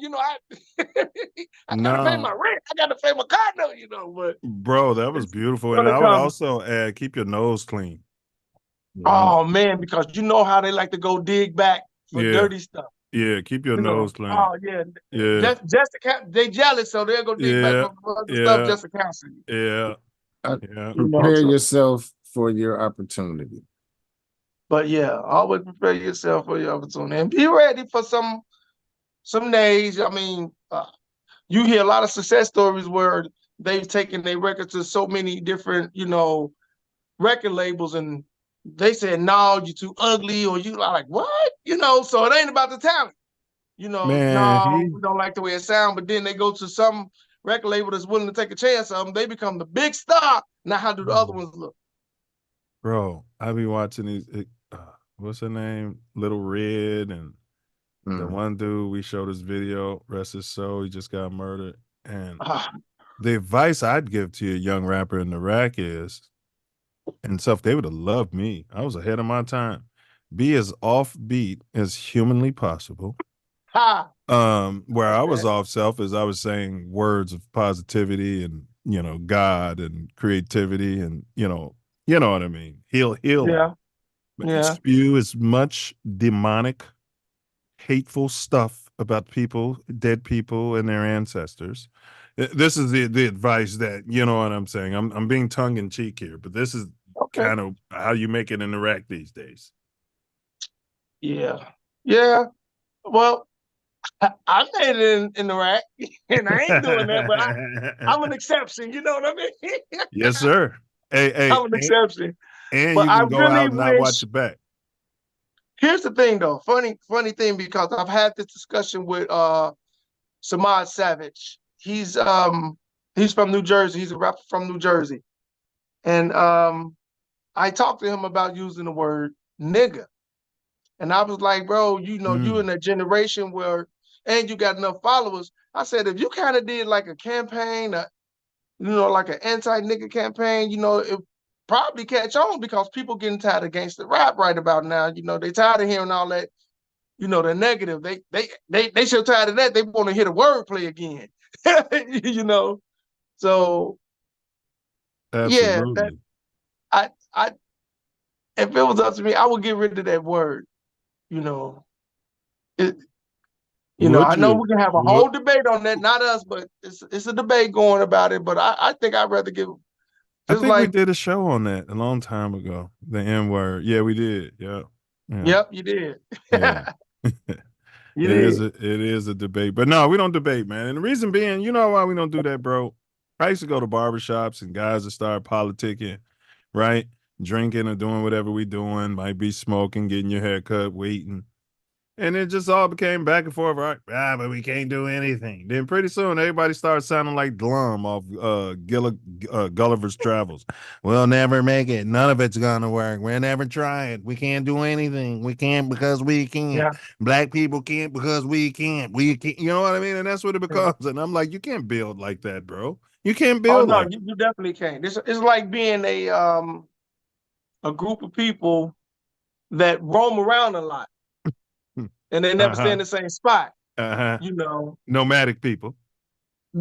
Right. They can't build anything. They can't, because they're not there long enough to build things. True. And well, speaking of that, people talk about who built what and such and such. No, y'all couldn't have built that, because your history told me that you were nomadic. You moved around too much to build anything. Oh, well. I know. I'm sorry. I'm getting off. He's saying the math. He's saying the math ain't mathing. The math it definitely ain't mathing, baby, at all. His story is something else, ain't it? His story, right? His story is something else, bro. They go all the way back. They go all the way back to creation in his story.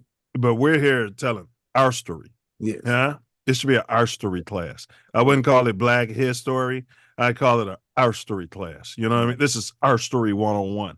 This is I like our that. story 102. You're an our story 300 because I don't care about history. We've learned that at Drop Dead Gorgeous William H. Ray School. Karen, can we pull up the picture? Nauseum. All right, we're not going to pull. Ad nauseum. All right. All right. Yeah, so if you didn't What see else y'all that got picture, for me, baby? he's washing that ass. It's hard. It's hard on there. I told the AI to pull up make an album cover for "Wash Your Ass," and they had them washing a donkey, bro. I said, "Look at that." Well, Huh? hey, Huh? donkey is an ass. I mean, that was the name. That thing's getting creative and smart. All right. Here we go. This is the last one, bro. What? Oh, y'all tired of me? Is that what that is? Y'all tired of me? No, we got some esoteric questions. What obstacles have you faced in your career, and what moments stand out as significant achievements for you? Maybe they're tied to that obstacles. I don't know. Okay. Basically, the only obstacle that I kind of experienced was ages. You know, but other than that, I had a buddy tell me, "That's why you didn't make it." That was his catchphrase every time we all get together. He always be like, "That's why you didn't make it. That's why you didn't make it as a rapper." But they don't do that in jazz and blues and rock music. We assume that you get better as you get older. Yes, But correct. why in the industry where we're making money, like football, why is it always the shortest duration industries, right? The most dangerous, right? That's where we get our bread. I never looked at it like that, man. Yeah. You put something on my mind, bro. It's a coincidence. That's all. You know, I believe in That's what it coincidences. Yeah, that's what they taught me at Ray School. I was top of my class, bro, with all those people around there. I'm just trying to tell you, boy. I was Self thinks he was drinking the Kool-Aid. Yeah, boy, I was watching. I don't think wordsmiths believe in coincidences, though. Man, I You thought I know was I Michael don't. J. I thought I was Michael That's J. when I Fox. turned my camera on because there ain't no coincidence. No coincidence in this motherfucker. Fellas. Not in this simulation. Hey, ECV, I say certain things just to get him to pop on camera sometimes. Yeah. I've been trying to make sure he's listening. Okay. There's certain things he ain't gonna tolerate. All right, bro. So we discuss any current or future projects that you or you guys might be working on, or anything that peoples might know about or want to know about. Well, first of all, I just want to plug my IG, Eddie _Cee-VO. Go ahead to them. I do a lot of reaction videos. I love to make people laugh. You know, I just like entertainment. You know, I just chose rap because that was the most popular. And I wasn't good at stand-up, you know. So let's go ahead and just, you know, throw it in the music, you know. But I don't just tell jokes in my songs. I don't just, you know, be funny. Perfect example. Dave Chappelle. Love him, right? He can put a message in his joke, but that message make you think before it make you laugh. And I have songs like that as well. Wash your ass. No, not man. That's a funny song, but people do need that message. Man, that's a serious damn song, bro. And I'd be so close to like, damn, should I tell this person you need to watch your, you know, one thing I'm gonna tell you, you know, man to man or man to woman or human to human. You know what I mean? You walk around smelling like ass. But my bad, bro. This is your story. My bad. No, I'm good. That's social commentary. Shit. Right. So I just put humor in my song, just to make it more interesting, especially where these songs were going. You know, I ain't trying to bring nothing back. I just want to put fun in the hip hop again, you know. You know, we've morphed, we've grown. I mean, it went everywhere. It's global. You know, it's almost time for a whole nother, you know, genre to come out. But I just want to make it fun again. Should I get a hat? Make hip hop fun again? Hey, how about all rap music matters? How about that one? Look at you, what? You quick on your toes, brother. You Make quick. I love it. I ain't yeah. even mad at you. I love it. And make it an orange T-shirt. All right. All right. I give all my ideas out. Here we go. If AI could overlay and enhance your voice onto your favorite album, what was your favorite album, by the way? If you had to choose, gun to your head, or you had to choose you can't choose your album. You know, one of your album you made or anybody in your crew. Well, that's not fair. Just don't choose your music. What's your favorite album outside of your music? All time. Oh wow! Actually, at my age, I got a few. I know. But I tell you that I was a New Edition fan, bro. Oh shit! Oh man, New Edition. They couldn't do no wrong. Could you I do know all the the B moves? side of certain song. Uh-huh. So if I could do an album, it'll be New Edition's self-titled album. Okay, now New Edition. If I can superimpose your voice over anybody, whose voice would it be out of those guys? You don't want your voice being all of them. That wouldn't be right. No, you wouldn't. Yeah. So but go ahead. That question is like, it almost answers itself because you have to go with the lead singer. Ralph. I mean, Ricky can sing. Yeah. You going with Ralph? The lead on all I'm the gonna have to go songs. with Ralph. Whoever I took the tried to lead, steal that's his what he dance wants. style. Oh, I see what he's saying. The lead. Okay. It could be anybody on a different song. The It could be lead, Johnny yeah. Gill on a one record. Yeah, It the could lead on the song. Well, I'm talking about New Edition without Johnny Gill. Yeah, he Right. talking about New Edition. Come on. Bro. Right. Yeah. All right. Still, whoever's singing lead.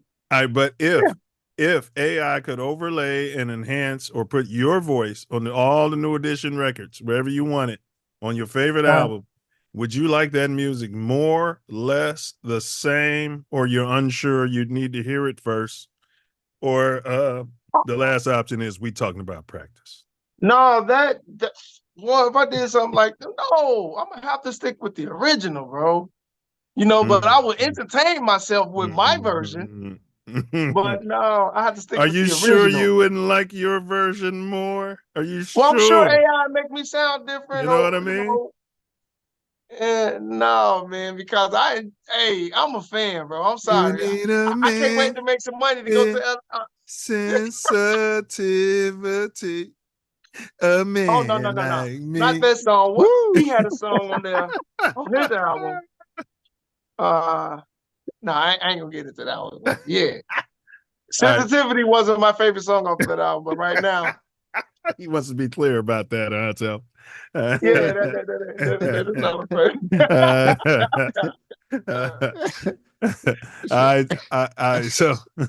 So we did a poll. 20% said if they did that, they would like it more.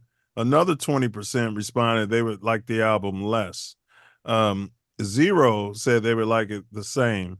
60% said they're not sure, bro. That means this is a business here, Self. Yeah, there's a business here because 60% say they need to hear it. You know what I mean?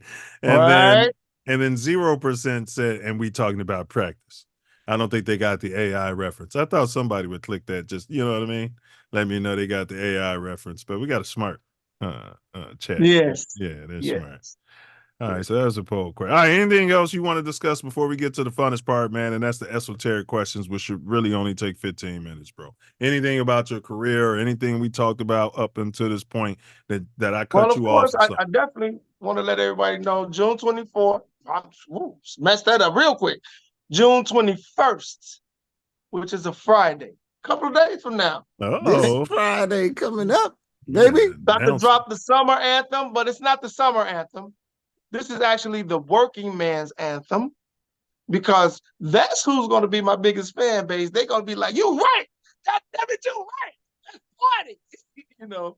But dropping The Weeknd, "Fuck My Boss" is the name of the song, and I just need you guys to support me. You know my IG, Eddie _Cee-VO. Same thing with TikTok and my YouTube. So just come on out, give your boy some support. If you enjoyed this, you're going to enjoy me even more when you hear my music. So make it happen. Yeah. Our release, because I am Yes, me and Torby. Oh, featured. we gonna do this. Me and Torby, we made the working man's anthem. You're gonna love that. I can hear people saying it. You know, I really don't want to hear kids singing the last part of it, but that's why we got the radio version. That's why we got the radio version. I don't care for it, you know. But I'm sure people will totally understand where I'm coming from. All right. Yeah, congrats, y'all. That's I'm looking forward to that. That's huge, man. And it's up for us to support and give each other our flowers, man, while we still here. You know, I don't know. Bring fun back. Yes. Facts. You know what I mean? And bring fun back and smiles, bro. There was a song made by Lil Chris. He put a band together. I can't think of their name. There were some kids. Just smile. And whenever just smile. Just smile. They was from out west. Yeah, just smile. Man, it was a cut. I got it on my playlist, bro. You know what I mean? Yeah. Yeah. I love it, bro. I love it. How do they sing it? Yeah. Just smile. And whenever gonna get it, just smile. Just smile. We might catch a reaction video to this on the IG. Right.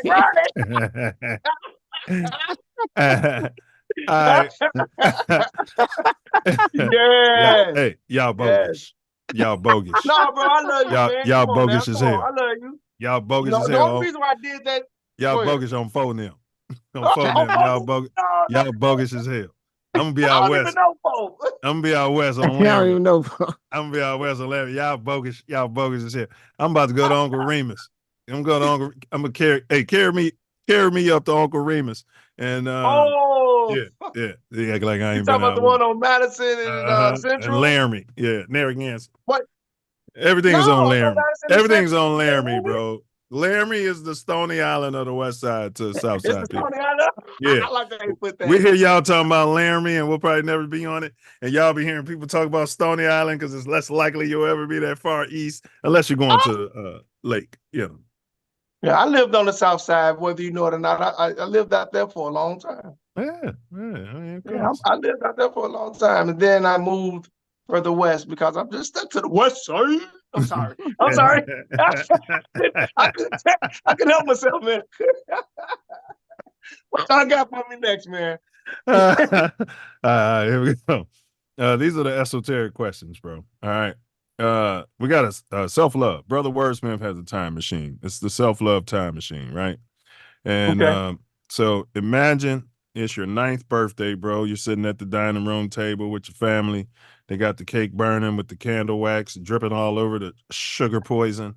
And yeah, you're sitting there waiting, you know, for all the poisons that everybody's going to feed you. It's a ritual. And now they tell you to make a wish, right? And then blow out the candles. So you make a wish. You say, I want to see Eddie Cee-VO at his current age, 22. You're 22, right? You say that you want to see. Thank you for playing along with me on that one. Oh, I'm listening. I'm listening.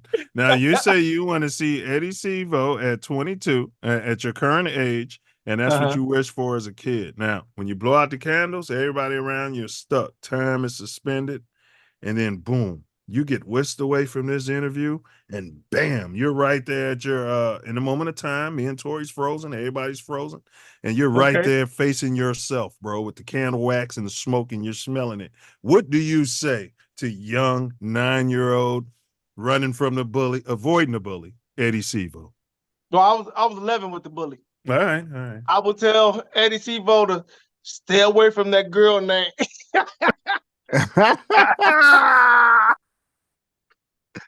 Stay away from her. She gonna put your life on a different path, man. Stay away from that girl named, you know. That's what I tell her. Oh, damn. Hey, but here's a question. Do you think young Eddie Cee-VO is even gonna listen to that?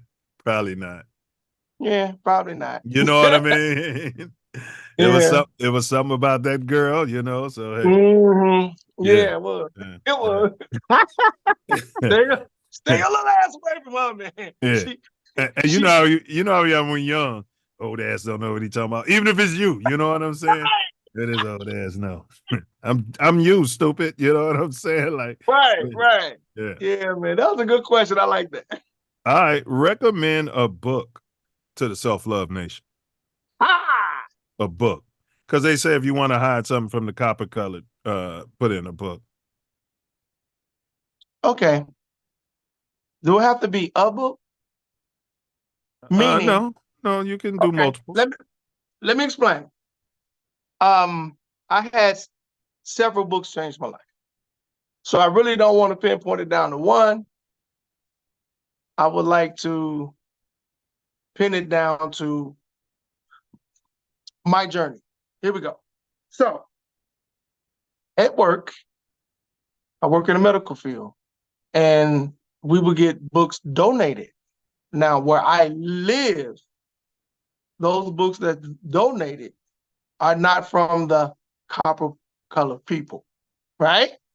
Mm-hmm. So I love to go through the library because Dr. John Henry Clark said that's how he got on his journey, going through people's library and finding things, right? So what happened one day was I was looking through the donated books, and I happened to run across this one, right? What's It's that called say? The Read Ascent that. of Money.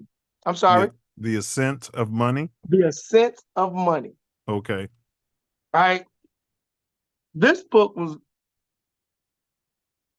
it put me on the path, right?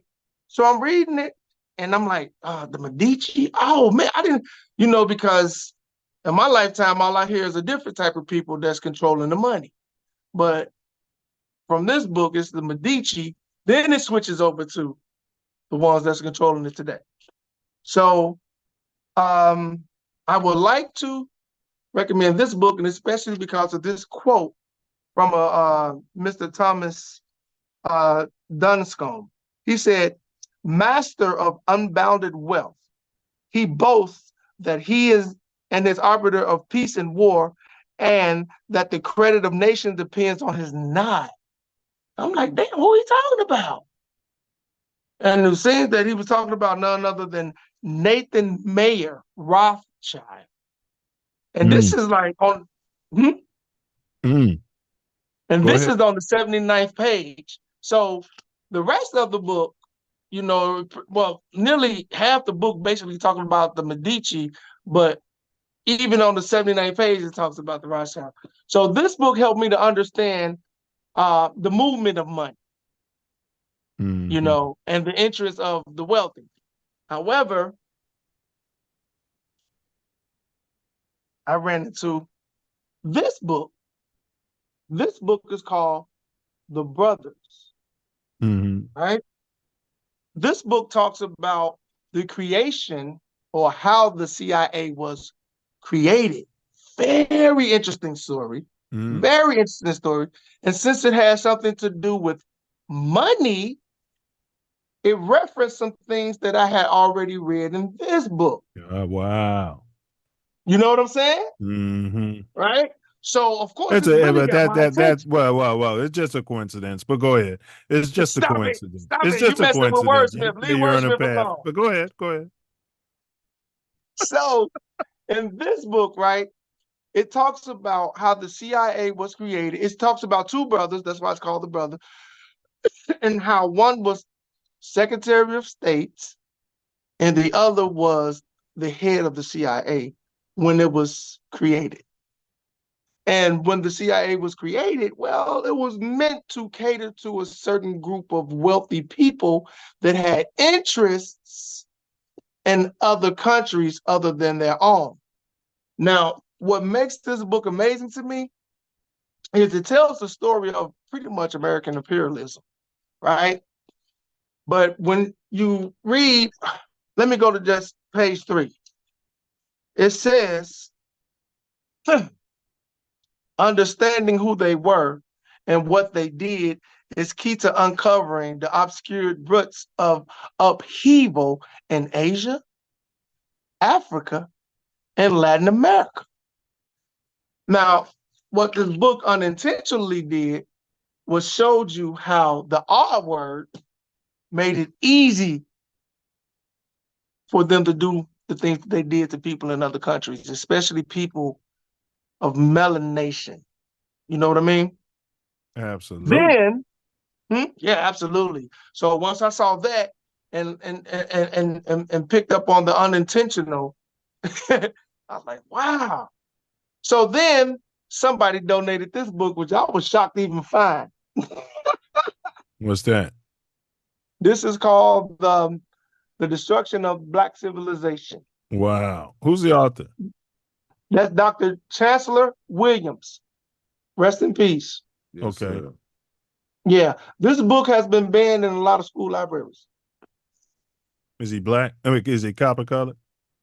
Yes, he is. Explain. And he actually, in an interview, he spoke that this book, even though, you know, not that thick, he actually spoke that he wrote, there's several more volumes. He had to condense all the information that he learned to put it in his book. So he's like, he was going to write a whole like series of encyclopedias. But he ended up just like Dr. John Henry Clark. He went blind. Not that he couldn't write a book about that, but it was hard to get that book published. So wait, they both went blind. They both went blind. Yeah.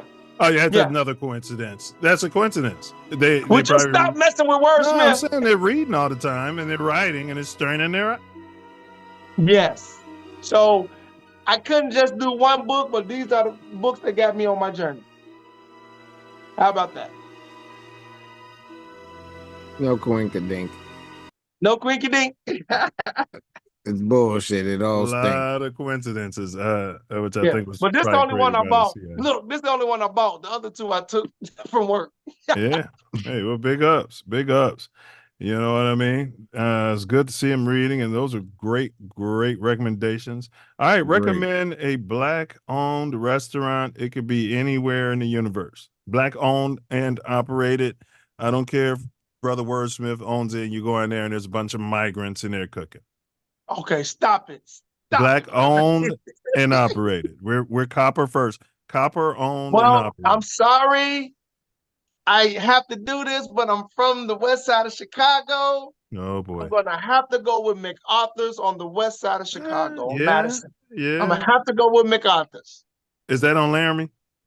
Close to. It is close to. It's right there. It is right there. Hey, bro, I used to have this job and it was like 50% South Side people and 50% West Side people work there. And I swear I'd be like ear hustling West Side conversations and everything. It's on Laramie. Where the party at? It's on Laramie. It's on Laramie. So I came up, bro. It was like Sesame Street. On Laramie Street. Right. A lot of stuff did happen on Laramie, man. I know. Yeah, I've dated like a few girls, you know, off Laramie. Not at the same time. A couple of them may have been. But anyway, yeah. Even when I was in church, they used to be telling me you gotta go to the church of God crazy over there on Laramie. But they're all on Laramie. But that Laramie in Jackson? See? Yeah. I like the way that church was built though. That was a nice little build the way over. And the liquor store, the one on Laramie. The one everybody went to. The gas station. Everybody went to that one. Got the Black and Miles. All right, here we go. But all right, MacArthur's, y'all. Big ups MacArthur's. Is there a God? These are our yes or no questions. Is there a God? Well, first of all, when you say the word God and you go to the etymology of the word, I mean, that word comes from, I don't know, Sweden. It comes from way Germanic. It's Germanic. Yeah. Right, but no. Well, up there in Sweden, it was goose. Okay. And then when it got to German, is there a creator? Is there a creator? Is there a creator? Is that better? Let me ask. Are you there? We're in our yes or no section here. Are you there? Well, we're here, so that's a question that we shouldn't have to answer. We're here, you know, but I don't really get into those things because those things make you think about stuff that's, you know, not progressive in the sense that I could be doing something. I could be writing another hit song instead of pondering over those things. I'm here. I reproduce. I'm gonna die. Those things are totally with me. So, not that I want to die, but you know, those are things that I understand. So if there's a God or if there's a creator, I mean, we're here, but let we're here. Let me rephrase the question. Is there a creator? Yes, no, or pass?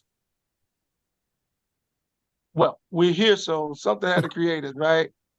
But I'm gonna say pass because All right, that's not nothing fair. I'm even interested in talking We about. gotta add pass. I've been meaning to do that stuff to emphasize the pass more. You know Yeah. what I mean? Because even when we had what's his name on here? The military guy. What's his name? The military guy.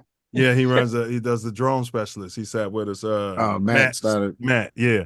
He was like, your questions are loaded and blah blah. You get one to expouse, you know, on the There are yes no there are section. many gods. And Yeah. many There's many, many yeah. guys. Well, that's a yes. All right, here we go. Yes, no, or pass. Have you ever seen anything supernatural? I'm gonna have to say pass. That's fair. It's fair.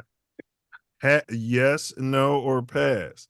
Have you ever seen an unidentified flying object, which the CIA is now referring to as an unidentified aerial phenomenon because they once referred to everybody who saw UFOs as conspiracy theorists, which is a phrase that was created and invented by the CIA in 1974 to discredit truthers such as Brother Wordsmith. So that being said, have you ever seen a UFO? Yes, no, or pass?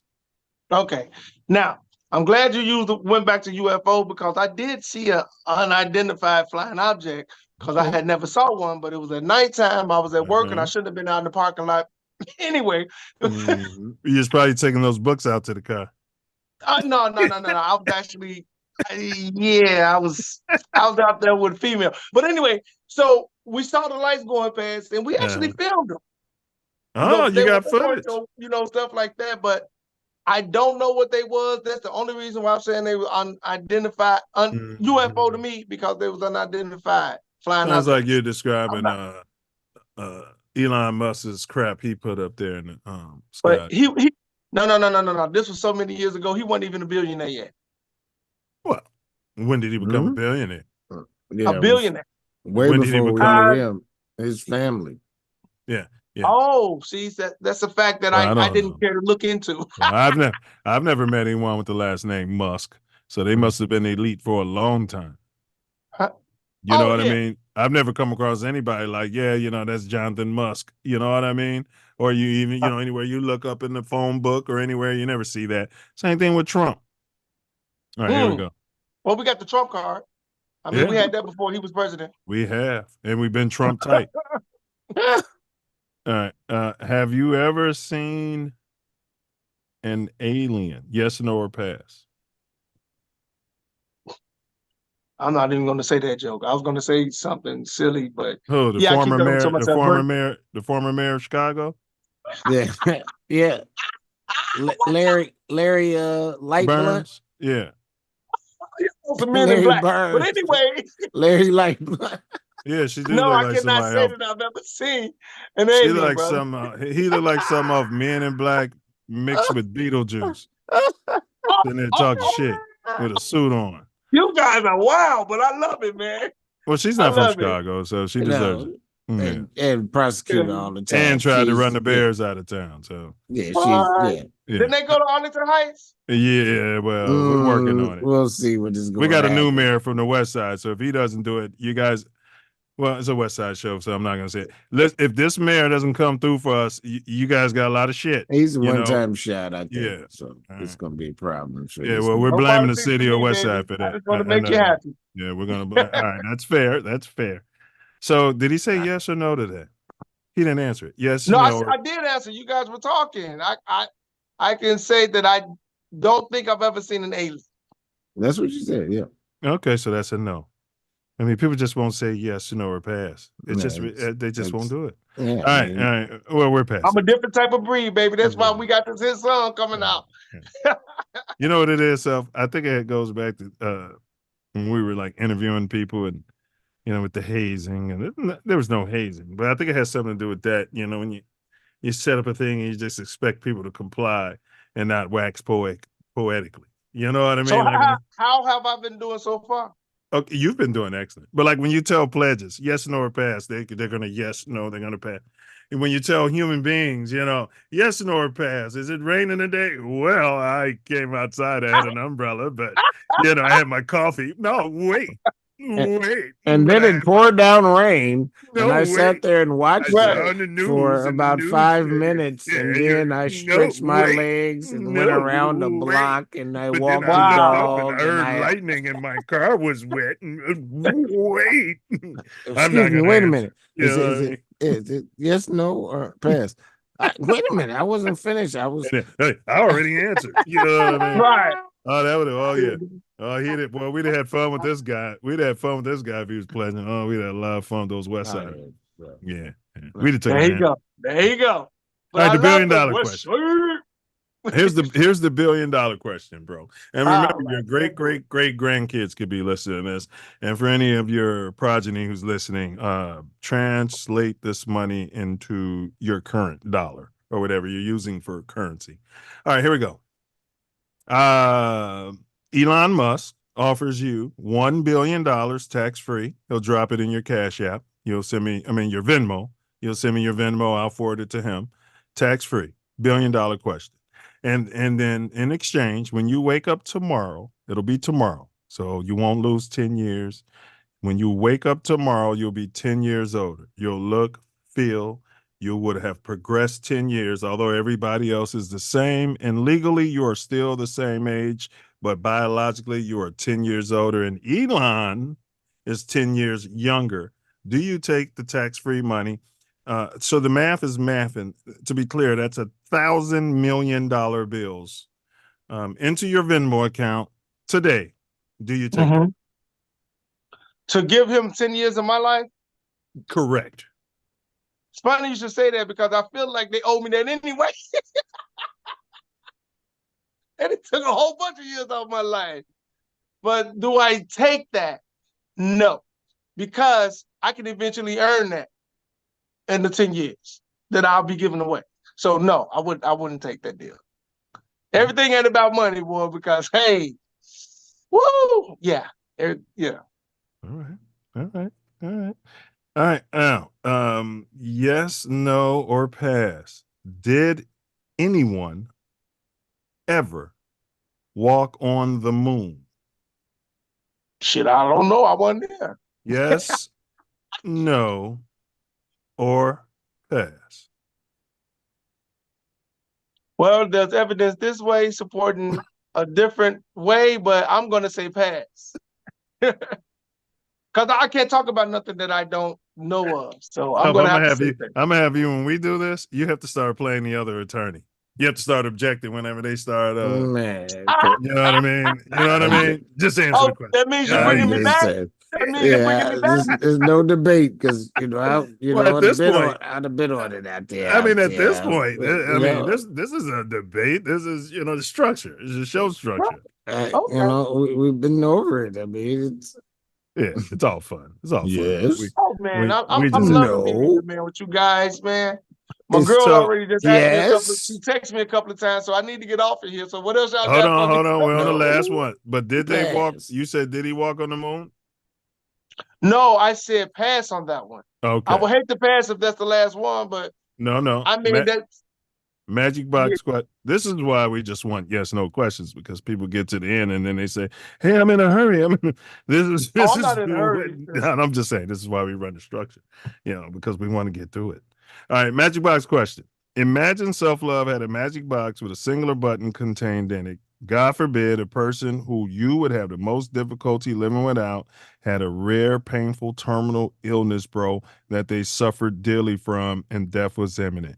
What if Self Love informed you that all you had to do was press the button on this box he gave you and your loved one would be 100% immediately cured and out of pain? It's a hypothetical. But a person who you don't know, would then suffer the same fate as your loved one. Do you press that button? no. I've seen cancer. I've seen cancer take a couple of women I know. But one in particular, I was And no, I wouldn't want anybody to go through what she went through. But at that time, I probably would have punched that button. But now that I'm older and more mature, I don't think I want to put that on anybody. Man. You know? When do you remember becoming conscious? Shit, when I came out the womb. No, So it'd be like your first memory that you can go. Now, to be honest, this thing that we call conscious, you know, the movement or whatever, I can literally say it was 13 years ago. Literally. Okay, well, I don't mean conscious like conscious, right? Knowledge. I mean, out of theta. First you know memory. how you're a kid and you don't remember nothing, and then at some point in your life you start remembering. Like, what's your earliest age where you can remember back to? Wow. Your earliest I age, don't want first to tell it, grade, sir. It's embarrassing. kindergarten. It's embarrassing. You ain't got to say what it is, just when. Oh, he can tell it if he wants. Go ahead, tell the embarrassing story. Have a big cup of that drink and tell your embarrassing story. We're here for it. This is what it is. So my father wanted to see me walk, so he gave me some whiskey, I think it was. My mom said. I don't know what it was, but I do remember. It was for teething, probably. No, it wasn't. Anyway, I do remember. I was 2, so I had my teeth. I do remember getting up and clearly walking to that table for that drink, and they had to take it from me. Wow. But that's the only. I do remember. So you was drinking it, and they had to take it from you. Yeah, like, that's how I started walking. But now I wow. drink too much and can't walk. What the irony, right?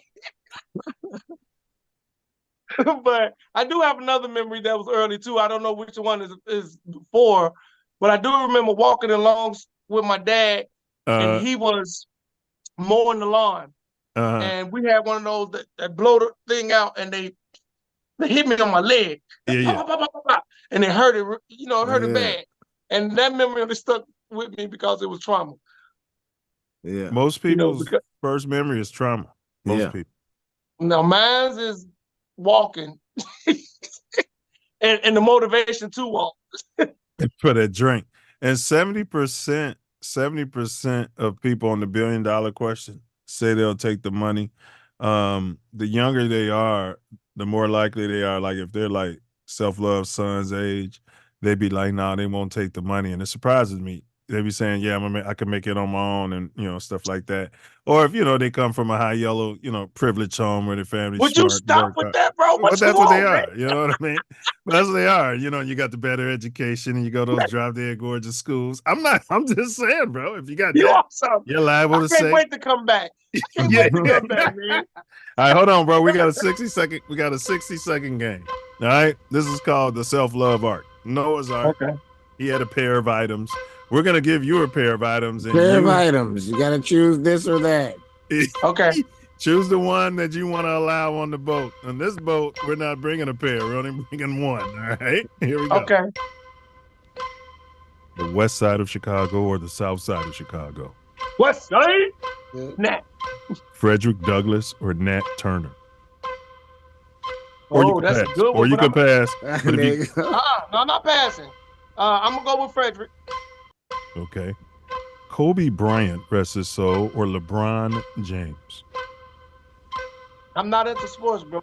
That could be a pass, but I'll go with Kobe. All right. Nas's Illmatic album or the Low End Theory album? Illmatic. You already know the answer to these. Go ahead. Dr. King or Malcolm X? Malcolm. Lauryn Hill or Eminem? Lauryn Hill or Eminem? This is for America. These people Lauryn Hill, brother. Dude, by the time your great-great-grandkid sees this, Eminem's going to have a mountain carved in his name, and he's going to be bigger than Elvis and everybody who's ever rapped. It's still going to be but you got to admit, who do they get their style from? Who do they get their art form from? That's why we do this. That's why we ask these questions. And it may sound stupid today, but 1,000 years from now, they're going to be like, who's Lauryn Hill? All right, here we go. Here we go. Drizzy Drake or K-Dot Kendrick Lamar? Oh, you put me in that beef stuff. I'm going with Kendrick anyway. Don't be putting me in that beef. Anarchy, or tyranny? Which one are you bringing on the boat? Anarchy or tyranny? I think I'm gonna have to go with anarchy, bro. Okay. Now, Self Love is coming at you on the boat. He's got an oath-breaking pig cop from off Laramie. Hangs out on Laramie with Pac-Man, with his hat broke off to the left, with a menthol cigarette cocked out the side of his mouth. Menthol, bro. Yeah, talking to the young girls as they're coming from high school, right? Now, you got him, the oath-breaking pig, or you have the carjacking on Phonem, Pookie and Ray Ray, and they carjacking people at the gas station just for the Kia so they can go shoot at Ray Ray. Which one of them are you letting on the boat? Neither. Shit, they're gonna mess up the whole dynamic. You could pass, or you could choose. Okay, I'm gonna pass on that one. That's your second pass. You're out of passes. Any more passes, you'll be considered. You lose the game. Here we go. Okay, come on, bro. Come on. It's just how it works. B.I.G. or Tupac Shakur? Tupac, come on. Come on. I love this energy in this message. Uncle Remus or Harold's Fried Delicious Chicken? Uncle Remus Nasty Horrible Chicken or What? Harold's Fried Delicious? Did you hear him? Y'all can't pass, bro. Nope. Nope, no more passes. Oh, You lose the man, game. look. He got to sell out the West Okay, Side. let me Look tell at you something. Harold's chicken is too little, like KFC. Uh-huh. But just like KFC, it tastes better to me. Don't it taste so damn good, bro? Oh my God, like KFC, bro. Don't Like, hate me, West Side. I love y'all. Don't hate me, West Side. man. He picked Harold's. Oh. All right, sounds like he's going with Harold's. I know it's tough. All right. Say it, Harold's, bro. I said Harold's. All right. Giordano's or Lou Malnati's? Oh, Giordano's or Illuminati's? All right, Lou Malnati's. We ordered from Lou Malnati's often. we got an Illuminati's. All right. Here's two bonus questions. So you can pass and you won't lose. These are the bonus questions. Build a wall or open borders? Which one are you letting on your boat? Self Love is saying we want to have a society where we build walls and we keep those people out you were just talking about, or open borders and everybody's welcome. All right, so all of the old breaking 12s. The Great Wall was built to keep out invaders, not to keep people out, but to keep out invaders. Invaders are Right. what? What are invaders? Glad you said that I could pass on that one. All right. Yeah. That's fair. That's fair. Yes. Last one, bro. Here we go. Now I want you to think hard on this. And this is a tough one, Self. I want you to answer this one. Comedy or hip hop? I'm gonna have to go with, believe it or not, hip hop. Self Love. Well, I already knew his answer, and it's hip hop. Another coincidence. You know, we've had so many coincidences on There this we show, go. haven't we? There we go. Ain't no coinkadink in this thing. Any coinkadink stinky stink. So, Hey, Eddie, we put you through the ringer, bro, man, and welcome to Hey, the but I Give enjoyed Back it. Game. I enjoyed it.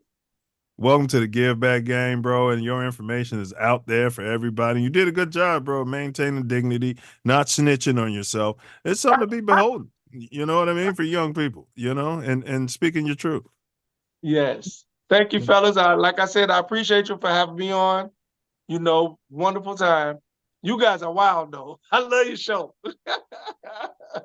hey, 21st. 21st, we're dropping that. The weekend. Fuck my boss. This is definitely going to be a classic. Y'all might as well just invest in that now because y'all going to be playing that years later. Because that's going to be the sentiment as long as bosses keep screwing us out of our righteous pay. Man, I'm telling you, as long as there's a weekend and you got to work for somebody that you call your boss. And y'all got to get those Gen Zs. I'm gonna talk to you about your video. We're gonna get the Gen Zs to be on TikTok, quitting their jobs and stuff like that, and saying F they boss. Yeah, and then make it a whole viral thing, huh? Get it. Okay, let's do that. Have your song playing in the background. Yeah, you know what I mean. Like that's the first line of my verse. Come on, bro. every day of the weekend since I fired my boss. Y'all but can man, walk. that was an iconic line, and the way you ended that verse was Hey. iconic. So But don't I give away love the it, whole bro. song. But what I'm saying, y'all can walk into that was iconic. Y'all can walk into any place and be like, man, just give me 2 minutes. You know what I'm saying? Let me put on this uniform and I'll be like, F you, and just pay them and have your clip for your and kick it off, bro. I F love my the way you boss. think, brother. You I know what love I'm the way you saying? think. Hey, yeah, but bro, man, we appreciate you, man. Welcome to the Give Back Gang, man. And our this platform's your platform. This platform's my platform. Hey, just make sure that they wash their ass, bro. From California to South Shore and even I on love it. Laramie. This platform is made for you and I love me. y'all, but I gotta go, bro. One love, bro. Deuces, One love, man. bro. This platform is made for you and me. All right. Yeah. I mean, magnanimous. I tell you what, though, bro. If the people just stick to the format, they that's I know it is what it is. It's universal. Right. Yeah. I think we got to massage people into the format. Yeah. We gotta get them in the format. Yeah. Yeah. Say yes, no, or maybe. Well, I approximate. All right, next question. You know what I mean? Yeah, next question. And then they expound upon the proposition that they made that happened way back when they decided that we could do this conception, the conception, and the connection. Oh man. And the whole point when I was doing my research of the yes no questions, it's a tactic you can use when you speed up the show. It's a tactic to get questions in so you can get answers real quick. You know what I mean? Yeah. They do it in court. That's why they do it in court. Can you imagine? Oh, they no, just let everybody. No, they probably respect it. No, they be cutting them off to a certain point, bro. They're not gonna sit there and listen to somebody. The state. No. I wasn't talking about the judge. I was talking about the people that don't respect it here probably respect it in court. Oh yeah. Because the judge would be like, "This is nonsense," and I'm not dealing with your nonsense. But this wasn't nonsense. It was valuable information. So I found it fascinating that everything happens. There's a lot of coincidences, but I found it fascinating that he chose Harold's Chicken over Uncle Remus. Well, he lived on the South Side ever since I've known him. Yeah. You know, never heard him mention the long time. No, when I met him, I never heard Uncle Remus when I met him. Honestly. Yes, you have. Yes, you have. K-Rob used to be talking about Uncle Remus way back on the yard, bro. K-Rob used to be talking about Uncle Remus, bro. Yep. Yeah. Yep. Okay. Remember they used to be talking about you. They used to be talking the West Side, used to be talking about Uncle Remus, and we had a certain whatever. That was a whole attitude about it. I never had it, or so nobody cared. Had no discussion with him. I met him. He was living on 87th and Morgan. You know what I mean? So we had never, like I said, I was gonna learn a lot of things today during this show, and I did. It did not. Uncle Remus was that good, and I was not only Uncle Remus is the teacher that really inspired him. Inspired him, and Lou Malnati's. Yeah. He picked Illuminati's over Giordano. I can't probably blame him because so older, I presume. Nobody's picking the oath-breaking Pookie. I mean, the oath-breaking 12. No. I mean, absolutely no one. No, because that's the lowest scum on the earth. It's below the Pookie. The Pookie can be redeemed, but the 12 cannot It's a trust. be redeemed. It's an ultimate violation of a trust, right? You give a guy a badge and power of policing, right? And what do you call it? Diplomatic immunity, right? Yeah. And he abuses that. Yeah. The Mm-hmm. Pookie and the Ray Ray probably haven't had any training, or you know what I mean. They could be redeemed at some point. You know what I mean. They didn't take an oath, right? Yeah, they doing something. But I see your point. They probably don't even know better. Right. It can be a redemption. Right. They're doing what they've been taught. They could have been taught out of theta, but it can be changed. But the oath breaking is the, Oh, he said he came out of theta around the same time you did. Yeah. From a traumatic. Well, no, before that, walking. Remember walking to get the drink. You said you remember being in a crib. I asked you some years ago, like back in college, bro, and you told me you remember being in your baby bed. I was like, damn. Getting out of the crib. Yeah, climbing out of, yeah. I was like, damn. Yeah, I can only go back to like late 4, between 4 and 5. Like I remember one specific incident, but then there's flashes of other stuff that I can't say if it was before, it was right around that time. So I think maybe when you're coming out of theta, you're flashing in and out. I don't know. Because that's dimensional. You're probably, It you know what I seems mean? like you're losing your connection to the other side. Yes. Yeah. Or your dominant connection to the other side. So when you're on the other side, this is your subconscious, and that's, you know what I'm trying to say? So like now you're over here consciously, your subconscious is probably more on the other side. No, you know it, your whole thing. It's not a split. You split here. So you don't think none of us is maybe when you meditate or sleep, now you jump into the other side? Well, or there's no way to get there unless you have a near-death experience. No, that's not true. I think those situations just make the veil thinner. We come here to expand our souls, and for us to do that, we can't know everything we know. Mm-hmm. Otherwise, you wouldn't Maybe expand. what would be the point? Right. It would be a hell. Yeah. If you think about it. If we knew everything and just kept coming back here and Well, knowing some do, and most of the time they get killed. The ones who come back in here knowing? Yeah. Yeah, they do. Or they self-delete. Or allegedly. They Probably allegedly not. self-delete. Yeah. Probably not. They probably are deleted. Yeah. And called that. Yeah. Yeah, man, that was fascinating, bro. And as always, man, you're guess knock it out of the ballpark, bro. Knock it out of the ballpark. So in conclusion, Eddie Cee-VO's impact on the hip hop industry is loading. It's loading. Along with this brother Wordsmith. Loading. To the moon. Be on the lookout. All of his contact information is pinned in the chat. As we celebrate this brother's contributions, we also honor the legendary comedian Bernie Mac, rest his soul, who's also, no, he was from the South Side. I always said he was from the West Side, but then people correct me and tell me he's from the South Side. I don't know. Bernie Mac, whose humor and wisdom continue to resonate. So let's support ECV, Eddie Cee-VO. If you guys have any feedback, questions, concerns, corrections, or suggestions for any future episodes or guests, feel free to contact us in the comments, or you can call or text the number that's in the chat. It's 424-900-6945.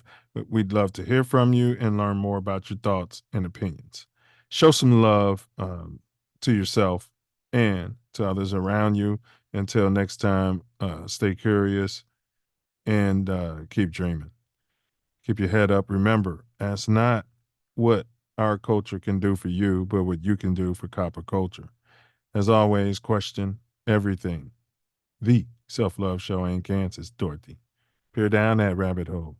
Do your own research, but you better use discernment and caution, because sometimes when you stare into the abyss stares right back. Right back at you. Peace, self-love, honor, and respect. All right, bro. So the Riddler, man. Let's see. I'm surprised nobody got that. Did I even? How do 8 eights add up to a stack? It's some way that you add them together, but hold on. 8. 8 eights. 888,000. How do 8 No, eights I don't add up to 1,000? To 1 million, right? Not 1,000. No, a stack. 1,000. A stack. So it's 888 plus 88 plus 8.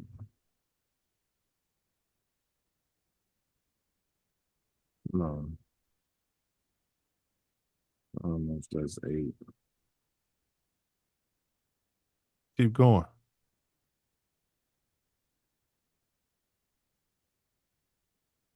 You said 888 plus 88 plus 8. Yeah. Plus 8 plus 8. Yeah. All right. 1, 2, 3, 4, That's 5, it. 6, 7. I just put it in the chat. Yeah. You got it. And you was getting there, bro, and then you stopped. That's why I was like, yep. You was getting there and then you stopped, bro. I had to get out a calculator and put all of them in. Because I wouldn't. Visualize it. Yeah. Yeah, that's amazing. Yeah. It's incredible, bro. Came up with that one. That was a chat GTP all day. All day long. All right. Well, the Riddler has done it again. The Riddler has done it again. We already did our what's the name? Yeah, so next week, I don't know, bro. That's the 25th, and then we'll be at Ancestral Echoes. So I don't know. I don't know. We're not gonna be able to get any Wi-Fi, are we? There has been someone come who streamed the whole time. Yeah. But I don't know what he had, but he's got like a show every Sunday that he does. Yeah, he's probably got that thing, that Tesla thing. That little thing you put out. It's like it's a solar powered satellite thing. Picks up, connects to that Neuralink thing up there and gives you internet. A lot of campers have it, you know, but it don't work for them all the time, you know. No, where we at, you can get some service, but you know, you gotta know what service to use while you're there. That all services is not, which is okay. Yeah. To a certain degree. We Yeah, don't you don't need it. filming everything that's going on out there. And you can film it and upload it later. They don't need to be filming it live. Right. Yeah. Right. That's a good point. Driving locations, you know. But that's a good point. And the whole point is to decompress and connect. But we'll figure it out as far as the show. That's what this is about for next week. We'll have to figure that out. It's going to be a lot going on. I imagine you're going to be busy and then traveling, me, you know. So we'll figure it out. And then on Mouthpiece Included on Sunday, Caitlyn versus Larry Legend. We're going to draw the parallels. What? Sorry. They both drop dead gorgeous. You know. Yeah. I mean, you know what I mean? All right. Yeah, if there's such a thing, I don't agree with that. Well, that's not such a thing, in my humble opinion. I'm sorry. Larry Bird and Caitlyn had a baby, boy. That baby be scoring about 100 points a game, man. Be a beast. All right. Enough of my yap. This brings me to my favorite part of the whole shebang, and that's going to be Wordsmith's final words out there, out there, out there.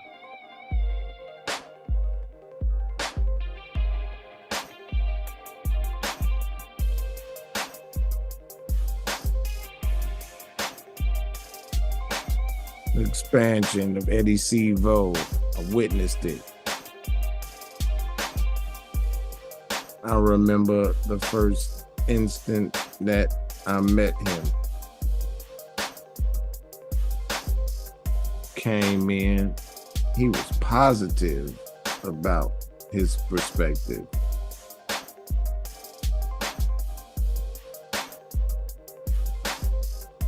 And I felt this vibe.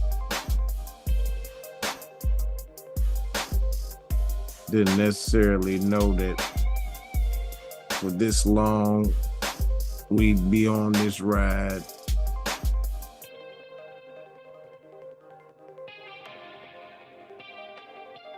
We put in the work, put in the time, we put in the grit, we put in the grind.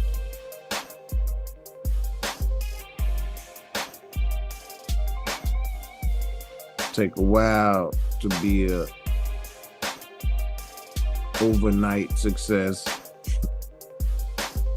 Nobody see all the pressure, the strain, the stress, the non-believers.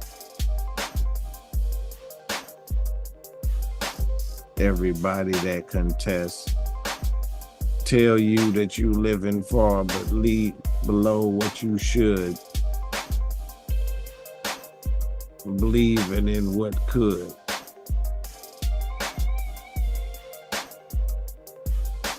I know the strain and the pressure and the grind. I lived in it. That life has been mine. But the time is changing and it's in a different position. Everything that has opposed me has pushed me to a higher position. Something to see. Nuclear fission.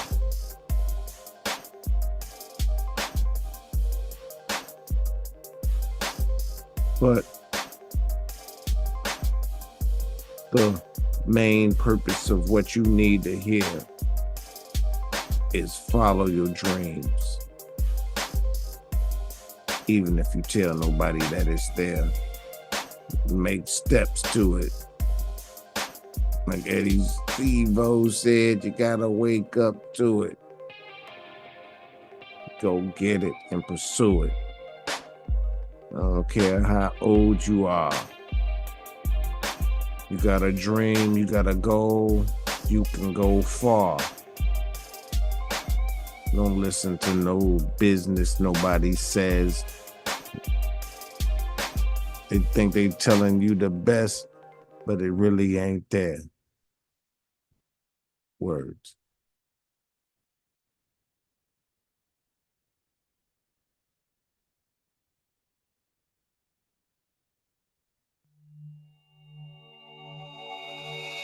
Words. Yeah, he said, wash your ass. Hey, what do you say about the moon landing? Pass. Yeah, he's going into some blah, blah, blah. Stop listening. He ended up passing, yeah. You know what that means? Yeah, so I was thinking about that the other day. I said, bro, like, I was like, see, we've been trained at this shit. Like, you know what I mean? Like, man. Yeah, they don't hazing follow me, the I'm rules. hazing you. Yeah.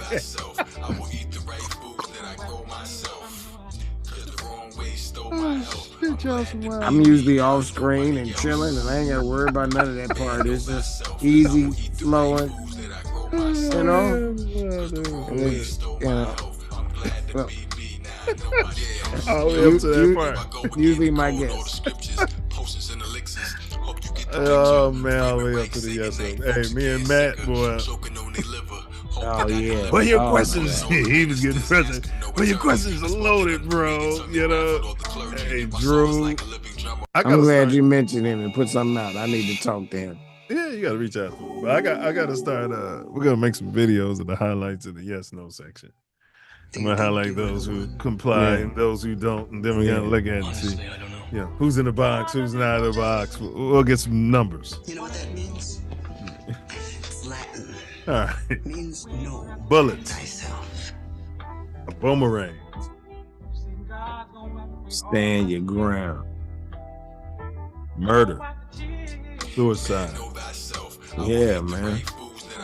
An eye for an eye. Silence is violence. See something, say something. F12. And big ups to Kai Zodiac. That's the artist. And his song is Man Know Thyself. Kai Zodiac. Dope MC. Facts. Slave theory. Greed plus ego over fear. That's slavery. Charity plus humility times love is freedom. Do not answer questions. Hold up, Self. And hold up. And when they ask you something, I'll be giving motherfuckers a look. Are you asking me something? So if I be like, I don't answer questions. Oh, go ahead. My fault, bro. Question everything. Damn right. Yeah. What did you say? What? Excuse me? Pardon me. Hey. You want me to block traffic in the middle of the street, and there's a driveway here designed for just where I'm sitting.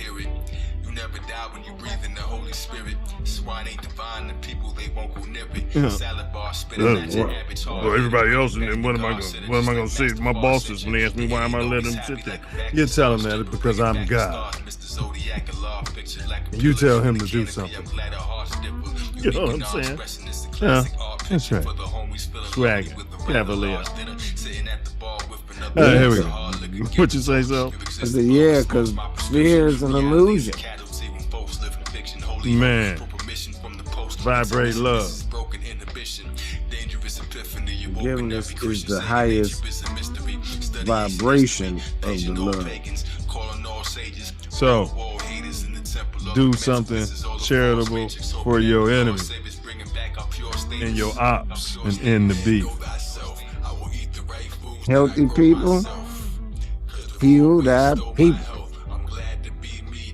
Because hurt people hurt people. Free Larry Hoover. Free Chief Malik. Free all the guys. Prison slavery. I'm gonna let you in on a little secret. Man, let's be like Yahshua Just like being in and love. walk on water. No one can tell you you're in love. You just know it. Move mountains. Through and through. Balls to bone. Move mountains? Whole fucking mountain. For sure. Going up 1 million views.